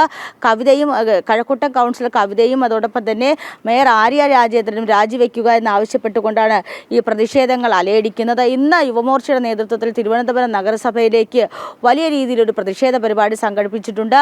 ഏറ്റവും പ്രധാനപ്പെട്ട കാര്യം, കഴിഞ്ഞ കാലങ്ങളിലായിട്ട് തിരുവനന്തപുരം നഗരസഭയിലെ അഴിമതി ആരോപണങ്ങൾ പരിശോധിക്കുകയാണെങ്കിൽ കെട്ടിട നിർമ്മാണ നികുതി തട്ടിപ്പ് തുടങ്ങി പട്ടികജാതി ഫണ്ട് തട്ടിപ്പ്, കുട്ടികൾക്കുള്ള ലാപ്ടോപ്പ് കമ്പ്യൂട്ടർ വിതരണത്തിലുള്ള ഫണ്ട് തട്ടിപ്പ്, അതോടൊപ്പം തന്നെ കത്ത് വിവാദം, അതോടൊപ്പം തന്നെ ഈ ഇഷ്ടക്കാരെ തിരികെ കയറ്റുന്നതുമായി ബന്ധപ്പെട്ട അത്തരത്തിലുള്ള സ്വജനപക്ഷപാതം തുടങ്ങിയ പല വിധത്തിലുള്ള അഴിമതി ആരോപണങ്ങൾ ചൂണ്ടിക്കാട്ടി BJP എല്ലാ കാലങ്ങളിലും BJP കൗൺസിലർമാർ വലിയ രീതിയിലുള്ള പ്രതിഷേധ പരിപാടികൾ സംഘടിപ്പിച്ചിട്ടുണ്ട്. അതിന് പുറമെയാണ് ഇപ്പോൾ ഇത്തരത്തിൽ തദ്ദേശ കാലാവധി അവസാനിക്കുമ്പോൾ LDF കൗൺസിലർമാരെ അല്ലെങ്കിൽ LDF കൗൺസിലർമാരെയൊക്കെ സുരക്ഷിത സ്ഥാനത്തേക്ക് എത്തിക്കാനായിട്ട് അവരെ നിയമിക്കാനായിട്ട് ഇത്തരത്തിലുള്ള ശ്രമം ഈ ഇടതുപക്ഷ കൗൺസിലർമാരുടെ ഭാഗത്തു നിന്നും ഉണ്ടാകുന്നത്.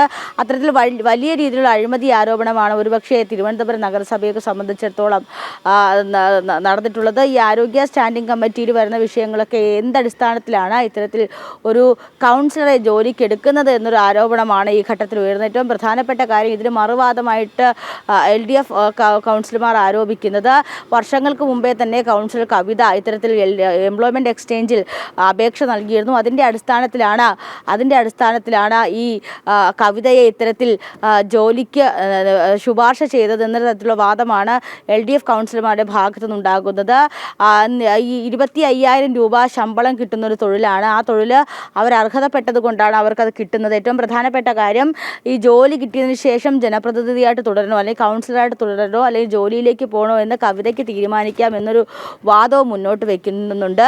പക്ഷേ ഇതിൽ പ്രത്യക്ഷത്തിൽ തന്നെ അഴിമതി കാണാൻ സാധിക്കും. കാരണം 56 പേരടങ്ങുന്ന ലിസ്റ്റിൽ 671 പേര് 56 പേരെ തിരഞ്ഞെടുക്കുകയും അതിലൊരാൾ കവിതയായി മാറുകയും ചെയ്യുമ്പോഴാണ് ഇത്തരത്തിൽ അവിടെ വന്നിട്ടുള്ള സ്വജനപക്ഷപാതം അല്ലെങ്കിൽ ഇത്തരത്തിൽ ഇഷ്ടക്കാരെ തിരികെ കയറ്റുന്ന ഒരു ആരോപണം ഇവിടെ വരുന്നത്. എന്തായാലും വരും ദിവസങ്ങളിലും തിരുവനന്തപുരം നഗരസഭയിൽ വലിയ രീതിയിലുള്ള പ്രതിഷേധമുണ്ടാകും. ഏറ്റവും പ്രധാനപ്പെട്ട കാര്യം, BJP യുവമോർച്ചയും വലിയ രീതിയിലുള്ള പ്രതിഷേധ പരിപാടികൾ സംഘടിപ്പിക്കാൻ തന്നെയാണ് ഒരുങ്ങുന്നത്. രാഖി, ചൂണ്ടിക്കാട്ടിയതുപോലെ ഇഷ്ടക്കാരെ തിരികെ കയറ്റുന്നത് നാം പലപ്പോഴായി കണ്ടിട്ടുണ്ട്. എന്നാൽ സ്വയം കസേര ഉറപ്പിക്കുന്നത് ആദ്യമായിട്ട് കാണുകയാണ്. എന്തായാലും തിരുവനന്തപുരം കോർപ്പറേഷനിലെ വിവാദ നിയമന പട്ടിക പിൻവലിക്കണമെന്നാവശ്യപ്പെട്ട് യുവമോർച്ച ഇന്ന് പ്രതിഷേധ മാർച്ച് നടത്തുന്നുണ്ട്. എന്തായാലും അഴിമതിക്കെതിരെ വലിയൊരു പോരാട്ടത്തിന് തന്നെയാണ് BJP തയ്യാറെടുക്കുന്നത്. 56 പേർ ഉൾപ്പെട്ട ലിസ്റ്റിൽ ഇടത് കൗൺസിലറെ നിയമവിരുദ്ധമായിട്ടാണ് തിരികെ കയറ്റിയത്. ഇതിനെതിരെയാണ് ശക്തമായ പ്രതിഷേധ പരിപാടികളുമായി BJP മുന്നോട്ട് പോകുന്നത്. ടിൻഡുദാസാണ് തിരുവനന്തപുരത്ത് നിന്ന് വാർത്ത റിപ്പോർട്ട് ചെയ്തത്. നികുതി അടയ്ക്കുന്നതിൽ വീഴ്ച വരുത്തിയാൽ വില്ലേജ് ഓഫീസിൽ നിന്നാണ് റവന്യൂ റിക്കവറി നടപടി ഉണ്ടാവുക. എന്നാൽ നികുതി അടയ്ക്കുന്നതിൽ വില്ലേജ് ഓഫീസ് തന്നെ വീഴ്ച വരുത്തിയാൽ എന്തു ചെയ്യും? പാലക്കാട് ടൗൺ വില്ലേജ് ഓഫീസിനാണ് 2016 മുതലുള്ള നികുതി അടയ്ക്കാതെ റവന്യൂ റിക്കവറി നടപടി ക്ഷണിച്ച് വരുത്തിയത്. വില്ലേജ് ഓഫീസിന് നോട്ടീസ് നൽകിയിരിക്കുകയാണ് നഗരസഭ. നികുതി ഇനത്തിൽ സംസ്ഥാന സർക്കാർ സ്ഥാപനങ്ങൾ നഗരസഭയ്ക്ക് 2 കോടിയിലേറെ രൂപ നൽകാനുണ്ട് എന്ന് വൈസ് ചെയർമാൻ E. കൃഷ്ണദാസ് പറഞ്ഞു.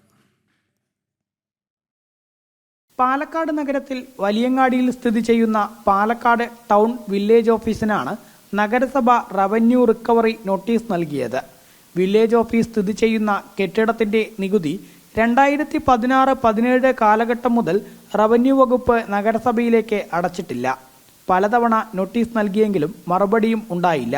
ഇതോടെയാണ് നഗരസഭ റവന്യൂ റിക്കവറി നടപടികളിലേക്ക് കടന്നിരിക്കുന്നത്. ഇതിന്റെ ഭാഗമായി വില്ലേജ് ഓഫീസർക്ക് റവന്യൂ റിക്കവറി ഡിമാൻഡ് നോട്ടീസ് നൽകി. നോട്ടീസ് കിട്ടി 15 ദിവസത്തിനകം നികുതി അടയ്ക്കാത്ത പക്ഷം വസ്തുക്കൾ വാറണ്ടിൽ പ്രകാരം ജപ്തി ചെയ്ത് നികുതി വസൂലാക്കുന്നതാണ് എന്നാണ് നോട്ടീസിൽ പ്രതിപാദിച്ചിട്ടുള്ളത്. സർക്കാരിൻ്റെ മിക്കവാറും എല്ലാ വിഭാഗം ഡിപ്പാർട്ട്മെൻറ്റുകളുമായി പ്രത്യേകിച്ച് PWD ഏതാണ്ട് 1 കോടി രൂപയുടെ ബാധ്യതയാണ് ഇപ്പോൾ PWDയിലുള്ളത്. അവരുടെ വിവിധ കെട്ടിടങ്ങളുടെ നികുതി ഇവരാരും നികുതി അടയ്ക്കുന്നില്ല എന്ന് മാത്രമല്ല, നഗരസഭ കൊടുക്കുന്ന നോട്ടീസുകൾക്ക് പ്രതികരിക്കുന്നത് പോലുമില്ല. അതുകൊണ്ടാണ് നഗരസഭ ഇപ്പോൾ നിർബന്ധിതയായിരിക്കുന്നത്. അതായത് ഇവർക്ക് എല്ലാവർക്കും റവന്യൂ റിക്കവറി നടപടികളുമായിട്ട് മുന്നോട്ട് പോകാനുള്ള നടപടിയിലേക്ക് കടക്കാൻ സാധ്യത വന്നത്. നഗരത്തിൽ PWD, പോലീസ് സ്റ്റേഷനുകൾ, പബ്ലിക് സർവീസ് കമ്മീഷൻ തുടങ്ങി വിവിധ സർക്കാർ ഓഫീസുകൾ 2 കോടിയിലേറെ രൂപ നഗരസഭയ്ക്ക് നൽകാൻ ഉണ്ടെന്നും വൈസ് ചെയർമാൻ ഇ കൃഷ്ണദാസ് പറഞ്ഞു. എല്ലാ വർഷവും നമുക്ക് എത്ര നികുതിയാണ് പിരിക്കേണ്ടത് ഉള്ളതിനെ സംബന്ധിച്ചൊരു കണക്ക് വരും. അതിനനുസരിച്ചിട്ട് ഡിമാൻഡ് കൊടുക്കും. അപ്പോൾ കണക്ക് നോക്കുന്ന സമയത്ത് പിരിക്കേണ്ട തുകയും പിരിച്ച തുകയും തമ്മിൽ വലിയൊരു അന്തരം കണ്ട സമയത്താണ് ഏറ്റവും കൂടുതൽ ബാധ്യതയുള്ളത് സർക്കാർ സ്ഥാപനങ്ങൾക്കാണ്. അപ്പോൾ സർക്കാർ സ്ഥാപനങ്ങൾ എന്ന് പറയുമ്പോൾ വില്ലേജ് ഓഫീസറൊക്കെ പറയുന്ന സമയത്ത് നികുതി ജനങ്ങളുടെ നിന്ന് പിരിച്ചെടുക്കേണ്ട ആളുകൾ, അവർ സാധാരണക്കാരായിട്ടുള്ള ആളുകൾ എന്തെങ്കിലും ഇത്തരത്തിൽ ഒരു ബാധ്യത വരുത്തുന്ന സമയത്ത് കർശനമായ നടപടിയുമായിട്ട് പോകുന്ന ആളുകൾ തന്നെ ലക്ഷക്കണക്കിന് കോടിക്കണക്കിന് രൂപയുടെ ബാധ്യതയാണ് വരുത്തി വെച്ചിട്ടുള്ളത്. മറ്റൊരു നിവൃത്തിയും ഇല്ലാത്തത് കൊണ്ടാണ് ഇത്തരത്തിലൊരു നോട്ടീസ് നൽകാനുള്ള സാഹചര്യം ഉണ്ടായത്. നേരത്തെ പാലക്കാട് വനിതാ പോലീസ് സ്റ്റേഷൻ 6 വർഷത്തെ വാടക നഗരസഭയ്ക്ക് നൽകാത്തതിനെ തുടർന്ന് കുടിയൊഴിപ്പിക്കൽ നോട്ടീസ് നൽകിയിരുന്നു. നികുതി അടയ്ക്കാത്ത ഓഫീസുകൾക്കെതിരെയും ശക്തമായ നടപടികളുമായി മുന്നോട്ടു പോകാനാണ് നഗരസഭയുടെ തീരുമാനം. ജനം, പാലക്കാട്. ഷിരൂർ ദുരന്തത്തിന് 1 ആണ്ട്.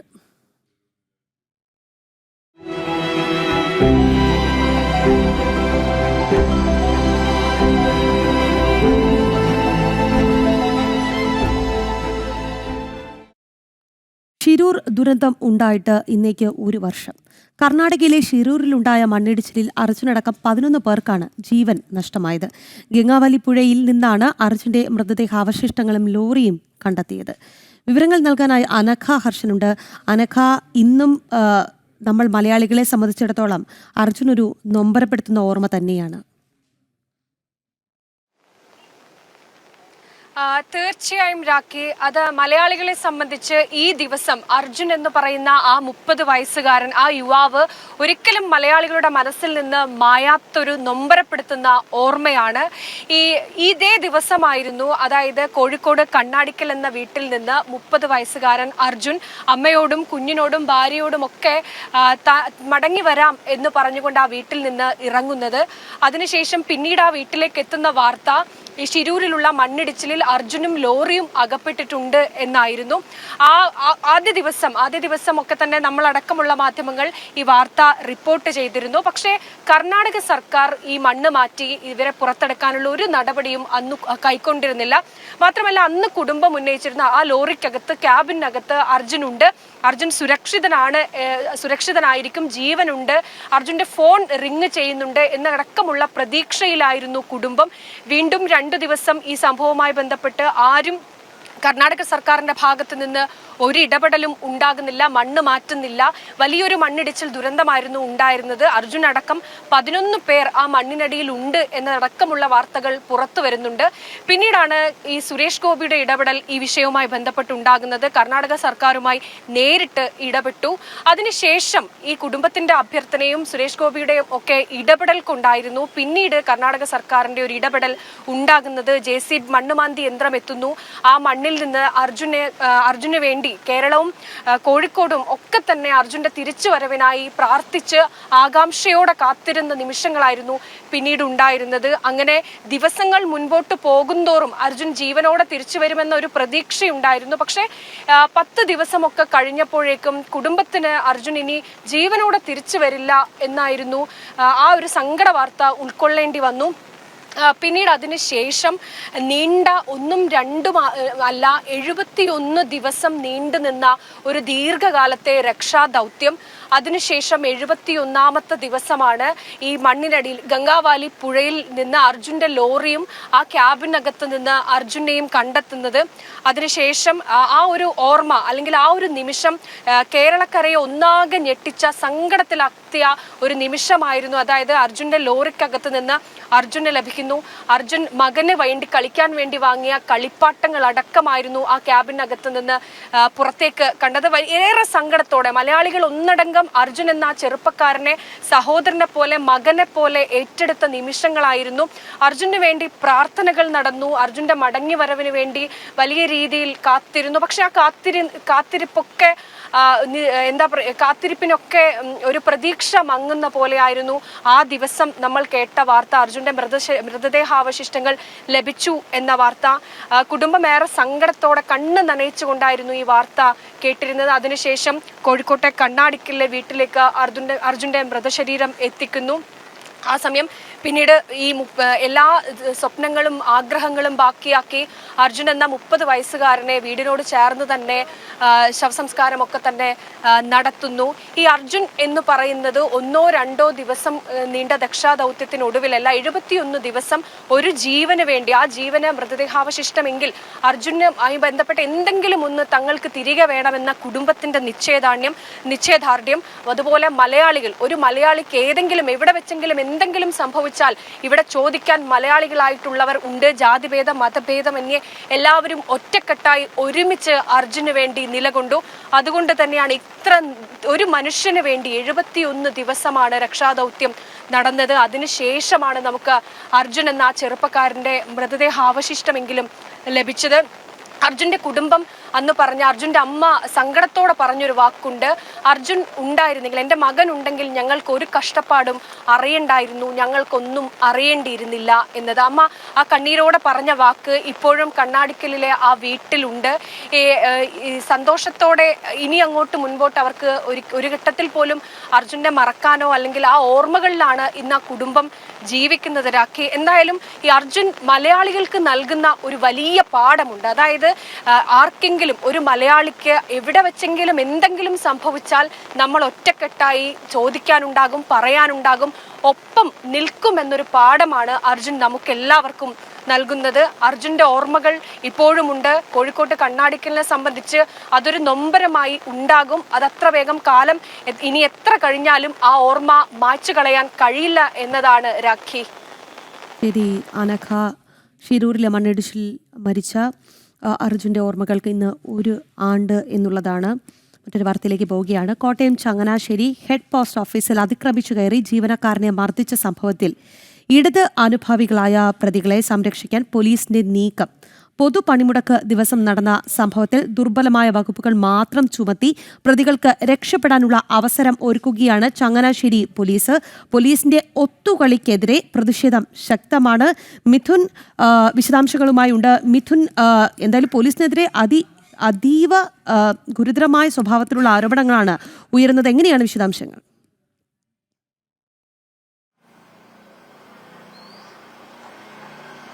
രാഖി, ജൂലൈ 9 നടന്ന പൊതുപണിമുടക്കിൽ ഈ പണിമുടക്ക് ബാധകമല്ലാത്ത ഒരു കേന്ദ്ര സർക്കാർ ഓഫീസിലേക്ക് ഒരു കൂട്ടം ഇടത് അനുകൂലികളായിട്ടുള്ള സമരക്കാർ, പണിമുടക്കിന് അനുകൂലിക്കുന്നവർ എത്തി അതിക്രമിച്ച് കയറുക.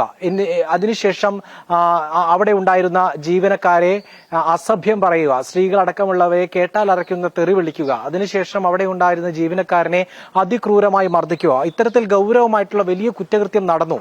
അവിടെ ജീവനക്കാരന് വലിയ രീതിയിൽ ക്രൂരമായി മർദ്ദനത്തിന് ഇരയാകേണ്ടി വന്നു. ആശുപത്രിയിൽ ചികിത്സ നേടേണ്ടി വന്നു. ശരീരമാസകലം വലിയ പാടുകളോടുകൂടിയാണ് വിഷ്ണു ചന്ദ്രൻ എന്ന് പറയുന്ന ഈ പോസ്റ്റ്മാനെ ആശുപത്രിയിൽ പ്രവേശിപ്പിച്ചിരുന്നത്. അത്തരത്തിലൊരു സംഭവം ഉണ്ടായതിനു ശേഷവും പോലീസ് എടുത്തിരിക്കുന്ന ഒരു നടപടിയുണ്ട്. ആ നടപടിയാണ് ഇത് ഒത്തുകളിയാണെന്നും പ്രതികളെ രക്ഷപ്പെടാനുള്ള പഴുതൊരുക്കുന്നതാണെന്നും വലിയ രീതിയിലുള്ള വിമർശനം ഉയരുന്നത്. ഇത്തരം വലിയൊരു സംഭവം നടന്നിട്ട് പ്രതികളായിട്ടുള്ള 4 പേർക്കെതിരെയാണ് കേസെടുത്തിട്ടുള്ളത്. അതായത് 1ാം പ്രതിയായിട്ടുള്ള വിഷ്ണു ചന്ദ്രൻ, ഒപ്പം തന്നെ ജിതിൻ ജോസഫ്, അതുപോലെ തന്നെ രാഹുൽ രാജേന്ദ്രൻ, അനന്തു സുരേന്ദ്രൻ എന്നടക്കമുള്ളവരെയാണ് പ്രതി ചേർത്ത്. ഇങ്ങനെ 4 പേരെയാണ് പ്രതി ചേർത്തിരിക്കുന്നത്.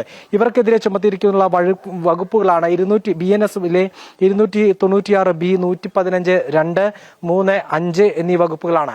ഇത് എന്ന് പറയുന്നത് പൊതുസ്ഥലത്ത് അസഭ്യം പറയുക, അശ്ലീലം പറയുകൾ, അതുപോലെ തന്നെ സ്വമേധയാ മുറിവേൽപ്പിക്കൽ, ഇത്തരത്തിലുള്ള വകുപ്പുകളാണ് ഇതിനെതിരെ ചുമത്തിയിരിക്കുന്നത് എന്നുള്ളത്. ഇത് തീർച്ചയായും നിസ്സാര വകുപ്പുകളാണ്, ജാമ്യം ലഭിക്കാവുന്ന വകുപ്പുകളാണ്. പക്ഷേ ഇത്തരത്തിലൊരു കേന്ദ്ര സർക്കാർ സ്ഥാപനത്തിലേക്ക് ഇടിച്ചു കയറി അവിടെയുള്ളവരെ മർദ്ദിക്കുമ്പോൾ ഗുരുതരമായിട്ടുള്ള വകുപ്പുകൾ ചുമത്തേണ്ടതാണ്. പ്രത്യേകിച്ച് ഒരു സർക്കാർ ഉദ്യോഗസ്ഥന്റെ ഔദ്യോഗിക കൃത്യനിർവഹണം തടസ്സപ്പെടുത്തി സർക്കാർ ഉദ്യോഗസ്ഥനെ ആക്രമിച്ചു എന്നടക്കമുള്ള ഗുരുതരമായിട്ടുള്ള വകുപ്പുകൾ ചുമത്തി ജാമ്യമില്ലാത്ത വകുപ്പുകൾ ചുമത്തേണ്ട ഈ അവസരത്തിലാണ് ഈ 4 പ്രതികൾക്കെതിരെയും ഇത്തരം നിസ്സാരമായിട്ടുള്ള വകുപ്പുകൾ ചുമത്തിയിരിക്കുന്നത് എന്നുള്ളതാണ്.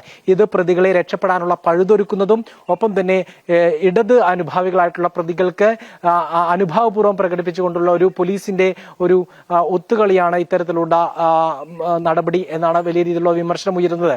ഈ FIR പരിശോധിച്ചാൽ തന്നെ അറിയാം. FIR കൃത്യമായി പറയുന്നത് രാജേന്ദ്ര പ്രസാദ്. അദ്ദേഹം ഭാരതീയ പോസ്റ്റൽ എംപ്ലോയീസ് ഫെഡറേഷൻ സർക്കിൾ കൺവീനറാണ്. അദ്ദേഹമാണ് ഈ വിഷയത്തിലെ പരാതിക്കാരൻ. ശ്രീ രാജേന്ദ്ര പ്രസാദ്, ഇപ്പോൾ ഈ പ്രതികളെ രക്ഷിക്കാനുള്ള ഒരു ഗൂഢശ്രമം പോലീസിന്റെ ഭാഗത്തു നിന്ന് നടക്കുന്നു എന്നുള്ളത് വളരെ ശ്രദ്ധേയമായ കാര്യമാണ്. ആദ്യം തന്നെ ഒരു സർക്കാർ ഉദ്യോഗസ്ഥന്റെ ഔദ്യോഗിക കൃത്യനിർവഹണം തടസ്സപ്പെടുത്താൻ നോക്കി. അതിനെല്ലാം പുറമെ അദ്ദേഹത്തെ ആക്രമിക്കാൻ നോക്കി. ഒടുവിൽ ദേ പോലീസും ഒത്തുകളിക്കുന്നു. എങ്ങനെയാണ് ഈ വിഷയത്തോട് പ്രതികരിക്കുന്നത്? എന്താണ് നിങ്ങളുടെ ആവശ്യം? തീർച്ചയായും മാഡം, ഈ സംഭവവുമായി ബന്ധപ്പെട്ട് 9-ാം തീയതി വിഷ്ണു ചന്ദ്രനെ ഓഫീസിനുള്ളിൽ, അതായത് പണിമുടക്ക് ദിവസം അവശ്യ സേവനങ്ങൾ ജനങ്ങളിൽ എത്തിക്കാൻ വേണ്ടി അവിടെ ജോലിക്ക് വന്ന വിഷ്ണു ചന്ദ്രന് ഓഫീസിനുള്ളിൽ കയറി CITUവിന്റെയും NFTയുടെയും സംഘടനാ നേതാക്കൾ തല്ലുകയും അതുമായി ബന്ധപ്പെട്ട് ഡിപ്പാർട്ട്മെന്റും ആ ഇൻഡിവിജ്വലും തന്നെ കേസ് രജിസ്റ്റർ ചെയ്യുകയും ചെയ്തു.